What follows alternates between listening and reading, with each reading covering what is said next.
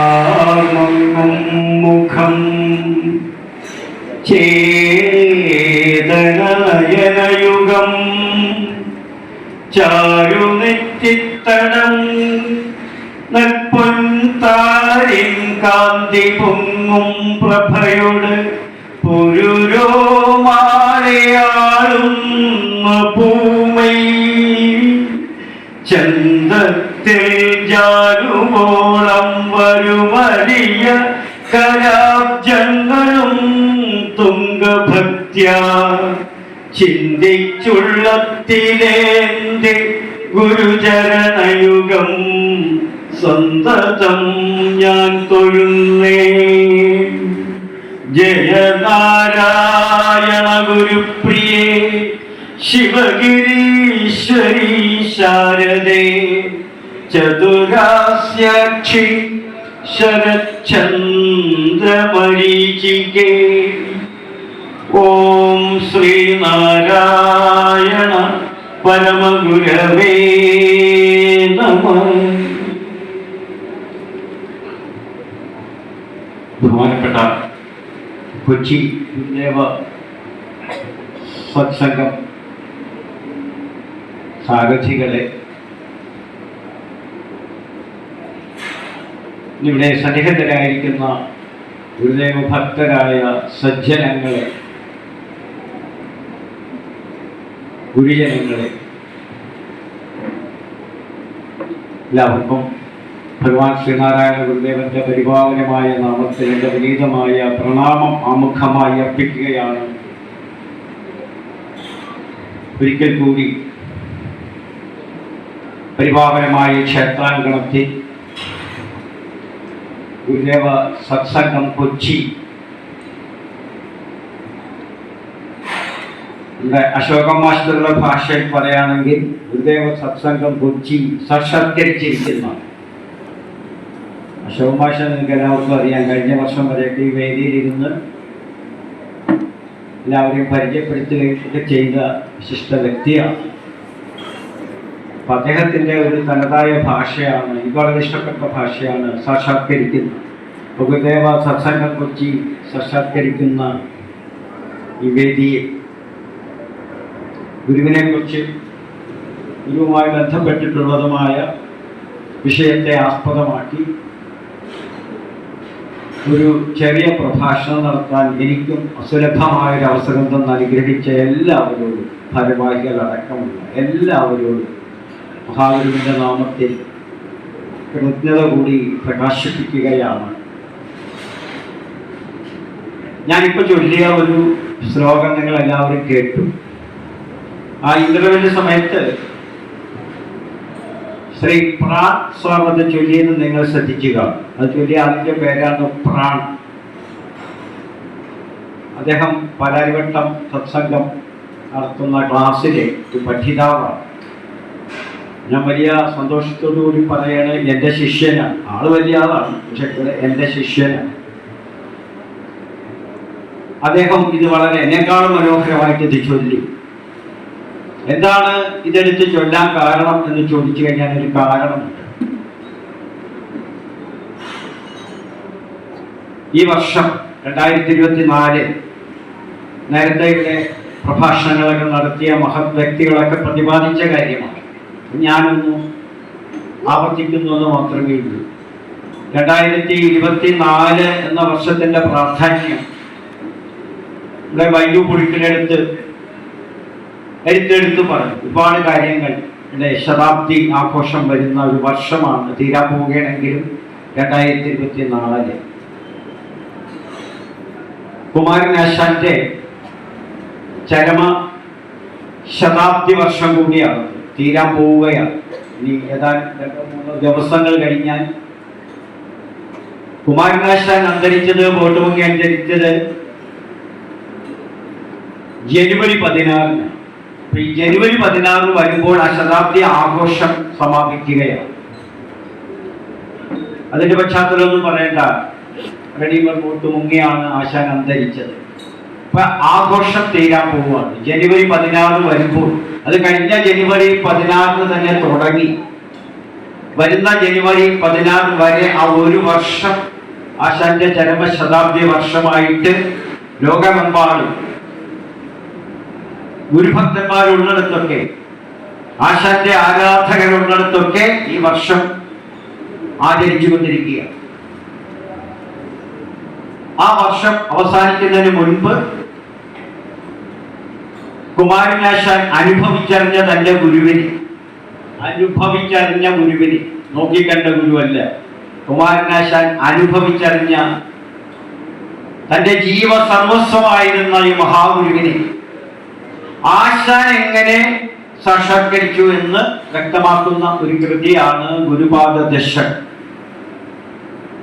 ആശാൻ എങ്ങനെ ഗുരുവിനെ സാക്ഷാത്കരിച്ചു, അത് ആശാന്റെ മാത്രം ഒരു സ്വകാര്യ അനുഭവം. ആശാന്റെ സ്വകാര്യ അനുഭവം ആശാൻ അത് നമുക്ക് പഠിക്കാനായിട്ട് പങ്കുവെച്ച് തന്നതാണ് ഗുരുപാദ ദശകം. അതുകൊണ്ട് അത് നമുക്കും അനുഭവിക്കാവുന്നതാണ്. ഒരുപാട് സ്ഥലങ്ങളിലൊന്നും ഇത് പഠിപ്പിച്ചിട്ടില്ല. ഞാൻ പഠിപ്പിക്കുന്ന ഒരുപാട് ക്ലാസ്സുകളിൽ 2 സ്ഥലങ്ങളിൽ മാത്രമേ ഇത് പഠിപ്പിച്ചിട്ടുള്ളൂ. അതൊന്ന് പലാരിവട്ടം ഗുരുദേവ സത്സംഗം സംഘടിപ്പിക്കുന്ന ശ്രീനാരായണ ധർമ്മ പഠന ക്ലാസ്സിലാണ്. മറ്റൊരു സ്ഥലത്തുകൂടെ ഞാനിത് പഠിപ്പിച്ചിട്ടുള്ളൂ. എല്ലാവർക്കും പഠിപ്പിക്കണം. ഞാൻ നടത്തുന്ന ക്ലാസ്സുകളിലൊക്കെ ഞാനിത് പഠിപ്പിക്കും. അതിൻ്റെ ഒരു പശ്ചാത്തലത്തിൽ കൂടിയാണ് ഞാനിത് ഈ ഒരു ശ്ലോകം ഇപ്പൊ ചൊല്ലിയത്. ഇനി മറ്റൊരു കാര്യം പറയാനുള്ളത്, 2024 പ്രത്യേകത, അത് ബൈജുമാഷി വിട്ടുപോയതാണ്. ഒരുപാട് വിഷയങ്ങൾ പറയുമ്പോൾ ഏതെങ്കിലും വിഷയം വിട്ടുപോകില്ല, അല്ല അദ്ദേഹത്തിന് അറിയാഞ്ഞിട്ടല്ല, അദ്ദേഹം വിട്ടുപോയത്. 2024 ഒരു പ്രത്യേകത എന്ന് പറയുന്നത് ശ്രീനാരായണ ധർമ്മം, അത് ഗുരു നമുക്ക് പറഞ്ഞു തന്നതിന്റെ ശതാബ്ദി വർഷം കൂടിയാണ്. അതാണ് അതിന്റെ പ്രത്യേകത. 1924 ശിവരമഠത്തിൽ നിന്നും ശ്രീനാരായണ ധർമ്മം പ്രസിദ്ധീകരിച്ചത്. അത് ബൈജുമാഷി വിട്ടുപോയതാണ്. എന്നെ കണ്ടപ്പോൾ പറഞ്ഞു, മാഷ് ഞാൻ ഒരു കാര്യം പറയാൻ വിട്ടുപോയതാണ്. ഞാൻ പറയില്ല, ഞാൻ പൂരിപ്പിച്ചോളാം എന്ന് പറഞ്ഞു. ആ 100 വർഷം, ആ 100ാം വർഷം, അത് ഡിസംബർ 31 വരുമ്പോൾ തീരും. 24 24 ഈ ഡിസംബർ 31 വരുമ്പോൾ തീരും. അപ്പൊ അത് പറയാതിരിക്കരുത്. അദ്ദേഹം അത് എന്നെ ചുമതലപ്പെടുത്താൻ വേണ്ടി ചെയ്തു. പ്രഭാസാബൊന്നും പറഞ്ഞേക്കണം, ഞാൻ പറയാൻ വിട്ടുപോയി. അത് ഏറ്റവും പ്രധാനപ്പെട്ട ഒരു സംഭവമാണ് ശ്രീനാരായണ ധർമ്മം. കുറച്ച് മാസങ്ങൾക്ക് മുൻപ് ഏതോ സ്ഥല സംഘടനകൾക്ക് അത് സമുചിതമായിട്ട് ആഘോഷിക്കും എന്നൊക്കെ ഇങ്ങനെ പറഞ്ഞു കേട്ടെങ്കിലും പൊതുവെ വലിയ സംഘടനകളൊന്നും അത് ആഘോഷിച്ച് കണ്ടില്ല. അതിൽ ഗുരുദേവൻ പടുത്തുയർത്തിയ വലിയ സേനകളൊക്കെ ഉണ്ടായിരുന്നു. ആ വലിയ സേനകളൊന്നും ഈ സംഭവത്തിന് പ്രാധാന്യം കൊടുത്ത് അത് ആഘോഷിച്ചതായിട്ട് എനിക്കറിയില്ല. എൻ്റെ അറിവ് പരിമിതമാണ്. ഞാൻ അറിയാതെ ആഘോഷിച്ചിട്ടുണ്ടാകാം, അങ്ങനെ നല്ല കാര്യം. ഏതായാലും ആ വർഷത്തിൽ തന്നെ ഞാൻ അറിയാതെയാണ്, നറുക്ക് വീണതുപോലെയാണ് എനിക്ക് ഈ ഒരു വിഷയം തന്നത്. ഞാൻ അറിഞ്ഞില്ല എനിക്ക് എന്ത് വിഷയമാണ് തന്നതെന്ന് ഞാൻ അറിഞ്ഞില്ല. അപ്പൊ അതും സാർത്ഥകമായിരിക്കുകയാണ്. ഇപ്പോൾ ഈ വർഷത്തിൽ തന്നെ 2024 തന്നെ ഇനി അവസാനിക്കാൻ പോവുകയാണ്. അതിനെക്കുറിച്ചൊരു വലിയ പ്രഭാഷണമൊന്നുമില്ല. കാരണം മിനിഞ്ഞാന്ന് തൊട്ട് ഇങ്ങോട്ട് ഒരുപാട് പ്രഭാഷണങ്ങൾ, ഒരുപാട് മഹത്വക്കളുടെ പ്രഭാഷണങ്ങൾ കേട്ട് അത് പഠിച്ചവരാണ് നിങ്ങൾ. പറഞ്ഞതിലെല്ലാം ആത്യന്തികമായിട്ട് അടങ്ങിയിരിക്കുന്നത് ശ്രീനാരായണ ധർമ്മം തന്നെയാണ്. നമ്മളൊക്കെ ശ്രീനാരായണ ധർമ്മം എന്ന് എപ്പോഴും പറയും. എന്താ ശ്രീനാരായണ ധർമ്മം? ഗുരുദേവനുമായിട്ട് ബന്ധപ്പെട്ട എല്ലാ പ്രക്രിയകളുടെയും അല്ലെങ്കിൽ എല്ലാ ഘടകങ്ങളുടെയും ആകത്തുകയാണ് ശ്രീനാരായണ ധർമ്മം എന്ന് പറയുന്നത്. അത് ഗുരുവിന്റെ ജീവിതം. ധന്യമായ ഗുരുദേവന്റെ ഏതാണ്ട് 23 വർഷം, 72 വർഷം പൂർണ്ണമായി 73ാമത്തെ വയസ്സിലാണ് മഹാപരിനിർവാണം പ്രാപിച്ചത്. ആ 73 വർഷത്തെ പരിശുദ്ധമായ ആ ജീവിതത്തിന്റെ ആകത്തുക എന്താണ് ആ ജീവിതത്തിന്റെ ആകത്തുക എന്ന് പറയാൻ കാരണം എന്താണ്? അത് വത്സല ശിഷ്യനായിരുന്ന സഹോദരൻ അയ്യപ്പൻ. ഈ ഗുരു നമുക്ക് എന്താണ് തരേണ്ടത്, നമ്മൾ എന്താണ് ഈ ഗുരുവിൽ നിന്ന് നേടേണ്ടതെന്ന് വ്യക്തമായിട്ട് അദ്ദേഹം എഴുതിയ സമാധിഗാനത്തിൽ പറഞ്ഞിട്ടുണ്ട്. ത്രികരണ ശുദ്ധി നിദർശനമായി പ്രഥിതമാം ഭവചരിതം ഞങ്ങൾക്ക് ശരണമാകണേ, ശരണമാകണേ, ശരണമാകണേ പരമസദ്ഗുരോ. ആ ഗുരുവിന്റെ പരിനിർവാണത്തിൽ ഹൃദയം, അക്ഷരാർത്ഥത്തിൽ ഹൃദയം പൊട്ടി നൊന്തു നിലവിളിച്ചുകൊണ്ട് പ്രിയ ശിഷ്യൻ സഹോദരൻ അയ്യപ്പൻ പാടിയതാണ്, എഴുതിയതാണ്. അതിൽ ശ്രീനാരായണ ഗുരുദേവന്റെ പരിപാവനമായ ജീവിതം എങ്ങനെ ആയിരുന്നു എന്ന് വ്യക്തമായി അയ്യപ്പൻ എഴുതിയിരിക്കുകയാണ്. ത്രികരണ ശുദ്ധി നിദർശനമായി പ്രഥിതമായിരുന്ന ജീവിതമായിരുന്നു ശ്രീനാരായണ ഗുരുദേവന്റെ ജീവിതം, പരിപാവനമായ ജീവിതം.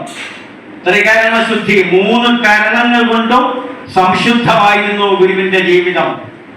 വാക്ശുദ്ധി, മനഃശുദ്ധി, കർമ്മശുദ്ധി, ഇതാണ് ത്രികരണ ശുദ്ധി. 3 കരണങ്ങൾ കൊണ്ട് സംശുദ്ധമായിരുന്നു ഗുരുവിന്റെ ധന്യജീവിതം. ഗുരു അത് ശ്രീനാരായണ ധർമ്മത്തിൽ പറഞ്ഞിട്ടുണ്ട്. പഞ്ചശുദ്ധിയിൽ ഒന്നാമത്തെ ശുദ്ധിയായിട്ട് ഗുരുദേവൻ പറഞ്ഞിരിക്കുന്നത്, നമ്മളെ പഠിപ്പിച്ച് തന്നിരിക്കുന്ന വാക്ശുദ്ധിയാണ്. ഗുരുവിന്റെ ആ പൊന്നാവിൽ നിന്ന് മനുഷ്യൻ ഇഷ്ടപ്പെടാത്ത ഒരു വാക്കോ ഒരു അക്ഷരമോ വീണിട്ടില്ല ആ ജീവിതകാലം മുഴുവനും. അതാണ് അതിന്റെ പ്രത്യേകത. അത് കൊച്ചായിരുന്നപ്പോഴുള്ള ജീവിതം പഠിച്ചാലും മഹാസമാധി പര്യന്തം ഒരു വാക്ക്, മനുഷ്യൻ അഹിതമായ വിഷമം തോന്നിപ്പിക്കുന്ന ഒരു വാക്ക് ഗുരുവിന്റെ നാവിൽ നിന്ന് വന്നിട്ടില്ല. നമുക്ക് സാധിക്കുമോ? 24 മണിക്കൂറുള്ള ഒരു ദിവസത്തിൽ ഒരാളെങ്കിലും വാക്കുകൊണ്ടോ ചിന്ത കൊണ്ടോ പ്രവർത്തിപ്പിക്കുന്ന അല്ലെങ്കിൽ വിഷമിപ്പിക്കാത്ത ഒരു ദിവസത്തെ നമുക്ക് ചിന്തിക്കാൻ പറ്റുമോ? ഇന്ന് രാത്രി കിടന്നുറങ്ങാൻ നേരത്തൊന്നും പ്രത്യേകം ഒന്ന് ശ്രദ്ധിക്കുന്നതല്ല, ഒന്ന് ചിന്തിക്കുന്നതല്ല. ഞാൻ ഇന്ന് ആരെങ്കിലും നിഷേധിച്ചോ? വാക്കുകൊണ്ട് ഞാൻ ആരെങ്കിലും വേദനിപ്പിച്ചോ? എന്റെ ചിന്ത കൊണ്ട് ഞാൻ ആരെങ്കിലും വേദനിപ്പിച്ചോ? എന്റെ പ്രവൃത്തി കൊണ്ട് ഞാൻ ആരെങ്കിലും, ഇന്നത്തെ ഒരു ദിവസത്തെ കുറിച്ച് മാത്രം പറയുന്നത്, കഴിഞ്ഞതൊക്കെ വിട്ടേക്ക്, ഇന്ന് വരാനിരിക്കുന്നതും വിട്ടേക്ക്. ഇന്നത്തെ ഒരു ദിവസം കൊണ്ട് എനിക്ക് സാധിക്കുമോ? നമുക്ക് വളരെ അപൂർവമാണ് ഒരവസ്ഥ. ചിന്ത കൊണ്ടെങ്കിലും ആരെങ്കിലും നമുക്ക് വേദനിപ്പിക്കാതിരിക്കാൻ പറ്റിയില്ല. അവിടെയാണ് ഗുരുവിന്റെ ആ ത്രികരണ ശുദ്ധിയിൽ ഒന്നാമതായിട്ട് അയ്യപ്പൻ സഹോദരൻ ഇപ്പൊ പറയുന്നത് വാക്ശുദ്ധി. അടുത്തത് ചിന്ത. ഗുരുവിന്റെ മനസ്സ് പൂവ് പോലെ പരിശുദ്ധവും സൗരഭ്യം നിറഞ്ഞതും മൃദുലവും, നേരത്തെ ഉള്ളവരൊക്കെ പ്രസംഗിച്ച പോലെ കാരുണ്യം നിറഞ്ഞതുമായിരുന്ന ഗുരുവിന്റെ ആ മനസ്സ്. ഒരിത്തിരി കാരുണ്യം അവശേഷിപ്പിക്കാൻ നമുക്ക് സാധിക്കുമോ? അതുപോലെ തന്നെ പ്രവൃത്തി. 23 സംവത്സരക്കാലത്തെ ഗുരുവിന്റെ പരിപാവനമായ പരിശുദ്ധമായ പ്രവൃത്തി, അതാണ് അയ്യപ്പൻ എഴുതിയത്. ത്രികരണ ശുദ്ധി നിദർശനമായി. അതുമൂലം ഈ 3 ഘടകങ്ങൾ കൊണ്ടുള്ള ആ പരിശുദ്ധി മൂലം പ്രഥിതമാം ഭവചരിതം ഞങ്ങൾക്ക്, ശ്രീനാരായണ ഗുരുദേവന്റെ ചരിതം ഈ 3 കരണങ്ങൾ കൊണ്ടുള്ള ശുദ്ധിയിലൂടെ പ്രഥിതമായിരുന്നു, കീർത്തി പെറ്റതായിരുന്നു, കീർത്തി കേട്ടതായിരുന്നു. ആ ചരിതം, മഹച്ചരിതം ഞങ്ങൾക്ക് ശരണമാകണേ, ശരണമാകണേ, ശരണമാകണേ പരമസദ്ഗുരു. ഈ അങ്ങയുടെ 3 കരണങ്ങൾ കൊണ്ടുള്ള ശുദ്ധി നിറഞ്ഞ സംശുദ്ധമായ ജീവിതം എന്ന് ഞങ്ങൾക്ക് ശരണമാകണം ഭഗവാനെ, ഞങ്ങൾക്ക് അഭയമാകണം, ഞങ്ങൾക്ക് ആശ്രയമാകണം. ഈ 3 കരണങ്ങൾ കൊണ്ട് ഒന്ന് ശുദ്ധമായിട്ട് നമുക്കൊന്ന് ജീവിക്കാൻ ഒന്ന് ശ്രമിച്ചു നോക്കിക്കൂടെ? കാഴ്ചകൾ പറ്റാം, പക്ഷെ ഒന്ന് ശ്രമിച്ചു നോക്കിക്കൂടെ നമുക്ക്? അല്ലയോ മഹാഗുരു, അങ്ങയുടെ ഈ മഹാമാതൃക ഞങ്ങൾക്ക് അഭയമാകണം, ആശ്രയമാകണം. ഞങ്ങളുടെ വഴിയിലൂടെ ഞങ്ങൾക്ക് പ്രകാശം കാണിച്ചു തരണം. ഈ 3 ചിന്തകൾ, അതാണ് ഗുരുവിന്റെ ധന്യമായ ജീവിതം. അപ്പോൾ ശ്രീനാരായണ ധർമ്മം എന്ന് പറയുമ്പോൾ ഗുരുവിന്റെ ഈ മഹച്ചരിതം അതിനകത്തുണ്ട്.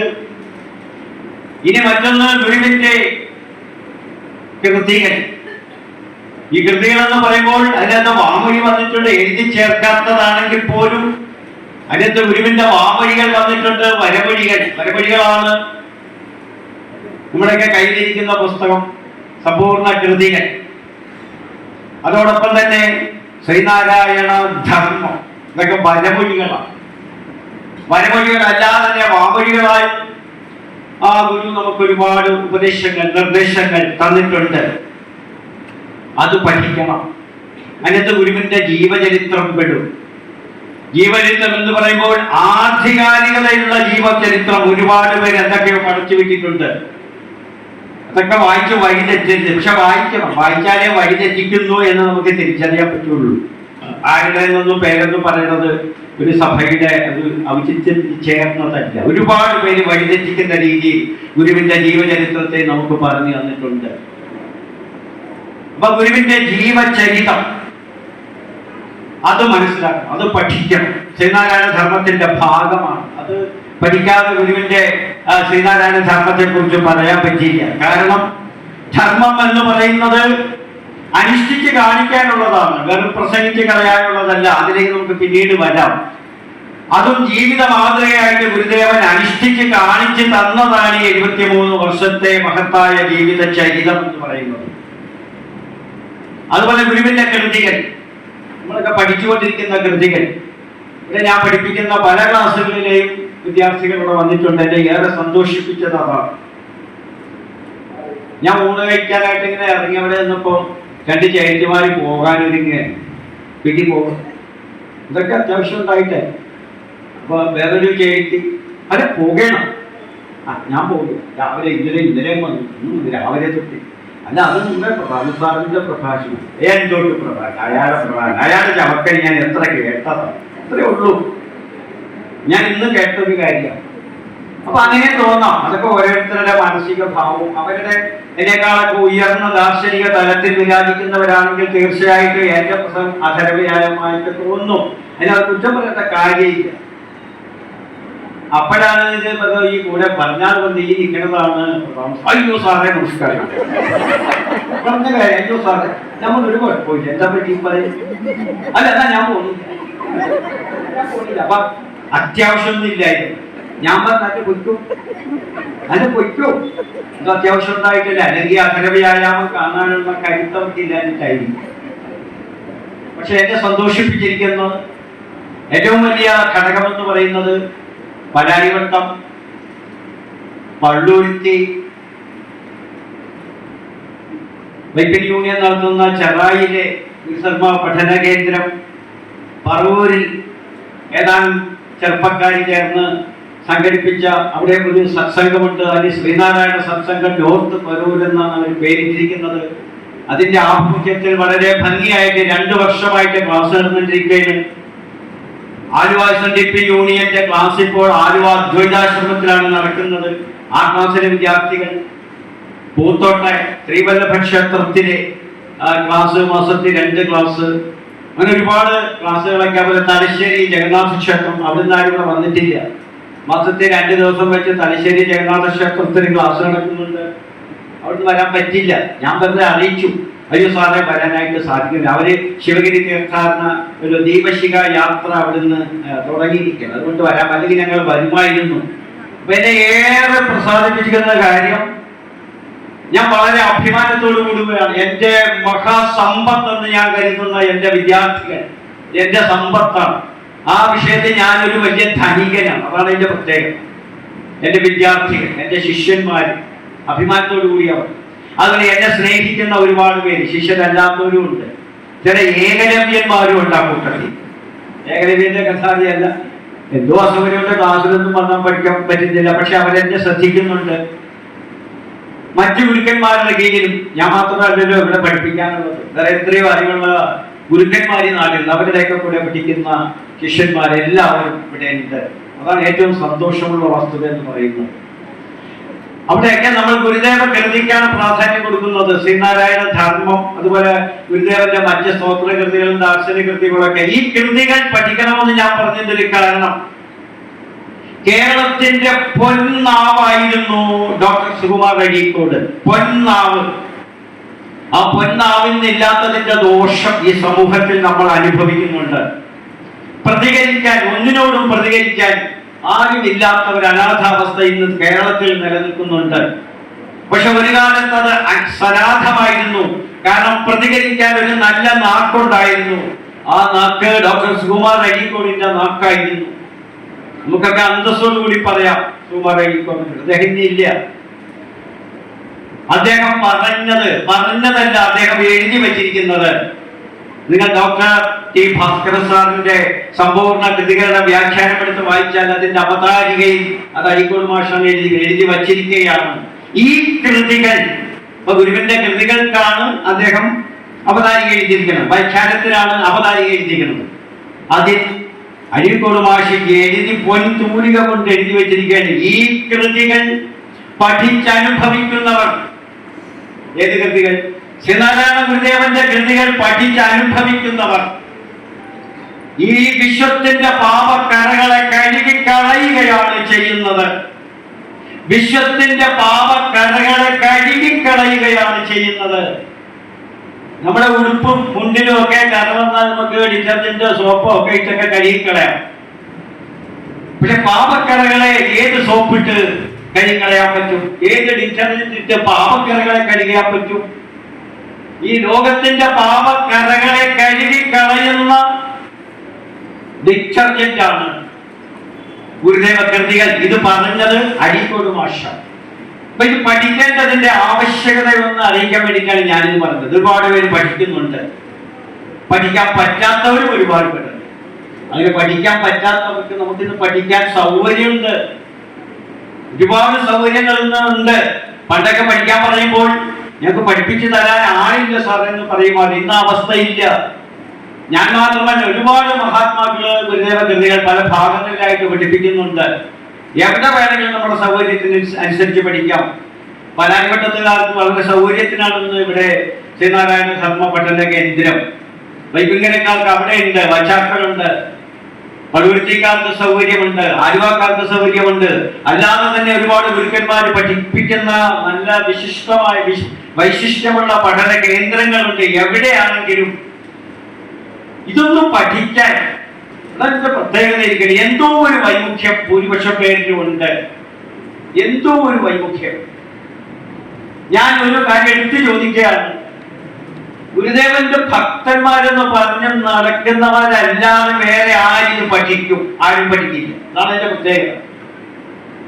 നമ്മളെങ്ങനെ, ഞാൻ നമ്മളെന്ന് പറഞ്ഞ ജാതിയും മതവും വർഗമൊന്നും ഉദ്ദേശിച്ചല്ല, ഗുരുവിന്റെ ഭക്തന്മാരായതുകൊണ്ടാണ് ഇവിടെ വന്നു ചേർന്നിരിക്കുന്നത്. ആ ഗുരുഭക്തന്മാരെ ഉദ്ദേശിച്ചാണ് ഞാൻ നമ്മളെന്ന് പറയും. ഇത് പഠിക്കാൻ നമ്മളല്ലാതെ വേറെ ആരാ ഉള്ളത്? ആരുമില്ല. എനിക്കൊരു ചെറിയ സർക്കാർ ജോലി കിട്ടിയാൽ നമ്മുടെ സുരേഷ് സാറ് വിളിച്ചു പറയും, വലിയ ജോലിയൊന്നും അല്ല, ഒരു ക്ലർക്കായിട്ട് പഞ്ചായത്ത് ഡിപ്പാർട്ട്മെന്റ് ഒരു ഡ്യൂപ്ലി ക്ലർക്കായിട്ട് കിട്ടിയത്. കിട്ടിയപ്പോൾ അത് വളരെ കാലത്തൊന്നും പറയാം. ആദ്യമായിട്ട് കിട്ടിയ ശമ്പളം മൊത്തം DA ഉൾപ്പെടെ 940 രൂപയാണ്. അത് 30 വർഷം മുമ്പാണ്. കാര്യമില്ല. ഇതിന് പറയാൻ കാര്യം, എനിക്ക് പത്തനംതിട്ട ജില്ലയിലാണ്, അവിടുത്തെ പുറമറ്റം എന്ന് പറയുന്ന പഞ്ചായത്ത് ഓഫീസിലാണ് ആദ്യമായിട്ട് നിയമനം കിട്ടിയത്. ഞാൻ ഒരു ദിവസം രാവിലെ ഇവിടുത്തെ എൻ്റെ അളിയനും കൂടിയാണ് കൂട്ടിയിരിക്കുക. എവിടെയെന്ന് അറിയില്ലല്ലോ. പോയി തപ്പി കണ്ടുപിടിച്ച് അവിടെ ചെന്നപ്പോൾ 2 മണിയായി. സാറൊന്നും അറിയില്ല. ഞാൻ പഞ്ചായത്ത് ഓഫീസിൽ കണ്ടുപിടിച്ച് അവിടെ ചെന്ന് എന്തെങ്കിലും ഓർഡറായിട്ട് കൊണ്ടുവന്നപ്പോൾ സെക്രട്ടറി അത് മേടിച്ച് ഇതൊക്കെ നിയമിക്കാനുള്ള എല്ലാ കാര്യങ്ങളെ കൊണ്ട് ഒപ്പൊക്കെ ഇടിച്ചൊക്കെ ശരിയാണ്. ഈ വൈകുന്നേരം വന്നപ്പോഴാണ് ഒരു പ്രശ്നം വന്നത്. ഞാൻ അവിടെ കിടക്കും, വനപ്രദേശമാണ്. റാന്നി, വയനാട് എന്നൊക്കെ നിങ്ങൾ കേട്ട് കാണും. ആ റാന്നി താലൂക്കിലെ പെട്ടതാണ്. ഈ താലൂക്ക് മല്ലപ്പള്ളി താലൂക്കാണ്. അവരൊക്കെ പോയി, പലരും പോയി. 5 മണിയാകുമ്പോൾ അവര് പോവില്ല. അപ്പോഴാണ് പിയൂൺ പൂട്ടാൻ പറ്റില്ല. അല്ല, സാറിന് എവിടെ കിടക്കാൻ പോകുന്നു? അയാൾക്ക് കൂട്ടി പോകണ്ടേ? ചുറ്റിനും വലിയ വീടൊന്നുമില്ല, മലപ്രദേശമാണ്. എനിക്ക് ഭയം തുടങ്ങി. ഞാൻ എന്ത് ചെയ്യും? ഇട്ടു പോകാൻ പറ്റുമോ? പറ്റില്ല. അപ്പോഴാണ് അവിടെ വന്ന ഒരു ചേച്ചി ഉണ്ടായിരുന്നു, യൂണിയൻ ക്ലർക്കായിരുന്നു. അവർ വന്നിട്ട് പറഞ്ഞു, ഇടോ പ്രതാപ, താനൊരു കാര്യം ചെയ്യും, 2-3 ദിവസമൊക്കെ എൻ്റെ വീട്ടിൽ താമസിക്കും. അങ്ങനെ ഒരു അവതാരം എനിക്ക് തന്നു. 2-3 ദിവസം പോകും. അപ്പൊ എനിക്ക് ശ്വാസം നേരെയായി. 2-3 ദിവസം. അപ്പൊ അതിനുള്ളിൽ താങ്കൾ എവിടെയെങ്കിലും വീട് കണ്ടുപിടിച്ച് മാറിക്കോളണം. അങ്ങനെ ഈ പഞ്ചായത്തിൽ ഇങ്ങനെ ഈ പ്യൂൺമാർക്ക് സഞ്ചരിക്കാൻ സൈക്കിൾ ഉണ്ട്. ഇപ്പൊ എന്താണെന്ന് അറിയില്ല, പണ്ട് സൈക്കിൾ ഉണ്ടായി. ഞാൻ ആ സൈക്കിൾ ചവിട്ടി മുഴുവൻ വരാന്തരങ്ങളൊക്കെ നടന്നിട്ട് ഒറ്റ വീട് കിട്ടിയില്ല.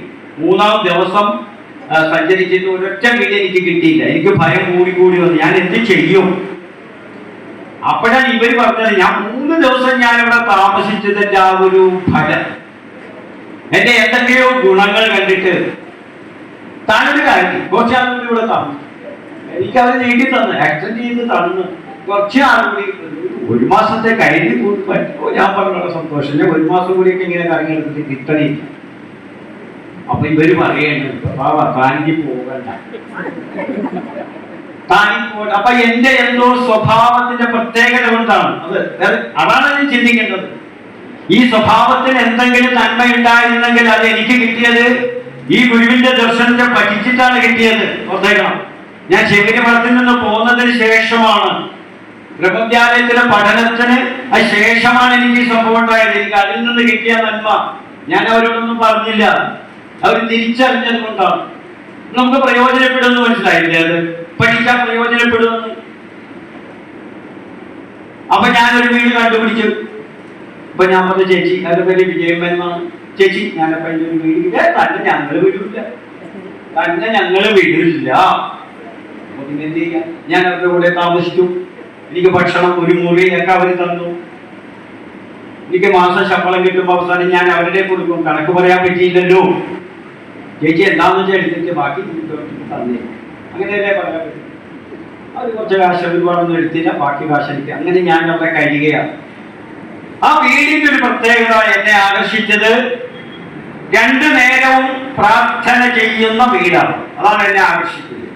2 നേരവും ഒരു മുടക്കവുമില്ലാതെ പ്രാർത്ഥന ചെയ്യുന്ന ഒരു വീട്. ആ പ്രാർത്ഥനയുടെ കൂട്ടത്തിൽ ഗുരുദേവൻ എഴുതിയ ദൈവദശകവും അവർ ചൊല്ലുമായിരുന്നു. എന്നെ ഏറ്റവും ആകർഷിച്ചത് അതാണ്. ഗുരുവിന്റെ ദൈവദശകം ചൊല്ലുമായിരുന്നു. എന്താണ് വീട്ടിൽ പ്രാർത്ഥനയുടെ കൂടെ ദൈവദശകം ചൊല്ലുന്നതിനുള്ള പ്രത്യേകത എന്താണ്? അത് പറയാതിരിക്കാൻ പറ്റിയല്ല. നല്ല 1-ാം തരം ആഢ്യ നായന്മാരുടെ വീടായിരുന്നത്. അതാണ് എന്റെ പ്രത്യേകത. അല്ലാണ്ട് ഒരു ഈഴവന്റെ വീട്ടിലാണ് ദൈവദശം ചൊല്ലിയാൽ അതിന് വലിയ പ്രത്യേകതയൊന്നുമില്ല, അത് ചൊല്ലിക്കോളും. ഇത് നല്ല 1-ാം തരം ആഢ്യ നായരുടെ വീടായിരുന്നു അത്. ഞാൻ പിന്നീട് ഒരു രഹസ്യം അറിഞ്ഞു. ഇവരെന്നെ നിർത്തിയതിന്റെ കാര്യം ഇവര് ധരിച്ചത് ഞാനും നായരാണ്. അത് സത്യമാണ്. കാര്യ സെക്രട്ടറിയുടെ അന്ന് സെക്രട്ടറി അത് എക്സിക്യൂട്ടീവ് ഓഫീസറാണ്. അപ്പൊ അതുവരത് ഒരു പക്ഷേ എന്റെ കാര്യം അറിഞ്ഞു കാണില്ല. അവര് നോക്കിയപ്പോ എന്തോ ഒരു നായർ ലക്ഷണം എന്റെ മുഖത്തുണ്ടെന്ന് അവർക്ക് തോന്നല്. അത് ഇതൊക്കെയുള്ള പ്രത്യേകത എന്ന് പറയുന്നത് ഇവര് കറുത്ത നായന്മാരായിരുന്നു. ഞാൻ അന്ന് ഇത്തിരി വെളുത്ത നായരായി. ഇപ്പൊ ഞാൻ കറുത്തു പോയി കേട്ടാ. ആ നിറത്തിന്റെ 10-11 നിറം എനിക്കിപ്പോ ഇല്ല. നല്ല ആപ്പിൾ പോലെ തുടുത്ത് നിന്ന ആളായിരുന്നു. ഇപ്പൊ ഞാൻ ഉണങ്ങി വരണ്ടു പോയി. വേറെ കാര്യം വയസ്സായി. അപ്പൊ എനിക്ക് ആവേശം, ഇങ്ങനെ ഒരു വീട്ടിൽ ദൈവദശം ചൊല്ലുന്നുള്ളവിടെ ഞാൻ അവരുടെ കൂടെ ഒച്ചത്തിച്ചൊരു എല്ലാവരും കേൾക്കട്ടെ. അവർക്ക് സന്തോഷം. കുറച്ച് നാൾ കഴിഞ്ഞപ്പോഴാണ് ഈ ചേച്ചി ചോദിക്കുന്നത്, അല്ല പ്രതാപന്റെ ഈ ദൈവമേ കാത്തുകൊള്ളുന്ന കൃതി ആരാണ്? അത് എഴുതിയത് ആരാണ്? ഈ പാപങ്ങൾക്ക് അറിഞ്ഞുകൊണ്ട് ഞാൻ എന്റെ ശുദ്ധഗതിക്ക് പറഞ്ഞുപോയി. ചേച്ചിക്ക് അറിയില്ലേ, അത് ശ്രീനാരായണ ഗുരുദേവൻ എഴുതിയതാണ്. അവരുടെ മുഖം വാടി. അപ്പൊ എനിക്ക് കാര്യം മനസ്സിലായി. എന്നോട് പറയാണ്, പ്രതാപ യൂണിയൻ ക്ലർക്കാണ്, എന്നെക്കാളും പ്രായമുണ്ട്, എന്റെ പേരൊക്കെ വിളിക്കാം. പ്രതാപ, ഈ ചോകാംഗുരുവിന്റെ കൃതി ഇനി നമ്മുടെ വീട്ടിൽ ചൊല്ലല്ല. പറഞ്ഞ കാര്യമാണ്. ഞാൻ ഈ ഗുരുവിന്റെ മുമ്പിൽ നിന്നാണ് പറയുന്നത്. ഇത് അസത്യമല്ല, അനുഭവമാണ്. ഈ ചോകാംഗുരു എഴുതിയതാണെന്ന് നമുക്ക് അറിയില്ലായിരുന്നു. അവൻ ഇപ്പോഴെങ്കിലും അറിയിച്ചല്ലോ. അത് നമ്മുടെ കുടുംബത്തിന്റെ ഭാഗ്യം. ഇനി മേലാൽ നമുക്ക് ചൊല്ലാൻ പറ്റില്ല, ചൊല്ലരുത്. ഇതനുഭവം. ഞാൻ എന്തിനാ ഇത് പറഞ്ഞു ചോദിച്ചു കഴിഞ്ഞാൽ, ഇതാരാണ് പിന്നെ ചൊല്ലേണ്ടത്? ഈ പാർട്ടിയൊന്നും ചൊല്ലുന്നത് ഇപ്പൊ മനസ്സിലായല്ലോ. ചൊല്ലുന്നവരും ഉണ്ട് കേട്ടോ, ചൊല്ലുന്നവരും പഠിക്കുന്നവരും പഠിപ്പിക്കുന്നവരൊക്കെ ഒരുപാട് പേരെ ഉണ്ട്. പക്ഷെ എങ്കിലും പൊതുവായിട്ടുള്ള ഒരു ചിന്താഗതിയാണ് ഞാൻ ഈ പറഞ്ഞത്. നമ്മളെങ്കിലും ഗുരുവിനെ ആരാധിക്കുന്നവരെങ്കിലും, അവിടെ ജാതിഭേദമൊന്നും പറയുന്നില്ല, ഗുരുവിനെ കുറിച്ച് അറിയാൻ ആഗ്രഹിക്കുന്നവരെങ്കിലും അരീക്കോട് മാഷ് പറഞ്ഞതുപോലെ ലോകത്തിന്റെ പാപക്കറകളെ കഴുകിക്കളയുന്ന ഈ കൃതികൾ നമ്മളെങ്കിലും പഠിച്ചില്ലെങ്കിൽ പിന്നെ ആരും പഠിക്കും? ഞാൻ ഒരു കൃതിയുടെ കാര്യമല്ല പറഞ്ഞത്, ശ്രീനാരായണ ധർമ്മത്തിന്റെ കാര്യമാണ് പറഞ്ഞത്.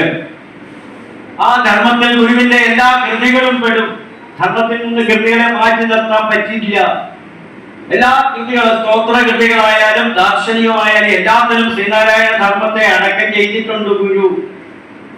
അപ്പൊ ഇത് നമ്മളെങ്കിലും പഠിച്ചില്ലെങ്കിൽ ആരും പഠിക്കും? പിന്നെ ആരും പഠിക്കില്ല.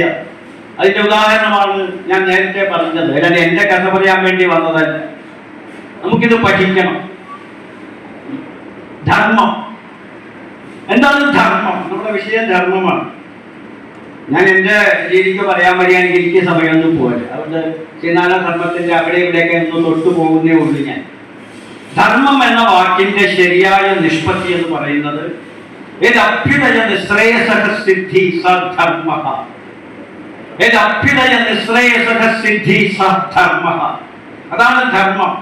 യാതൊന്നിൽ നിന്നാണോ അഭ്യുദയവും നിശ്രേയസവും ഒരുപോലെ മാനവരാശിക്ക് കിട്ടുന്നത്, അതാണ് ധർമ്മം.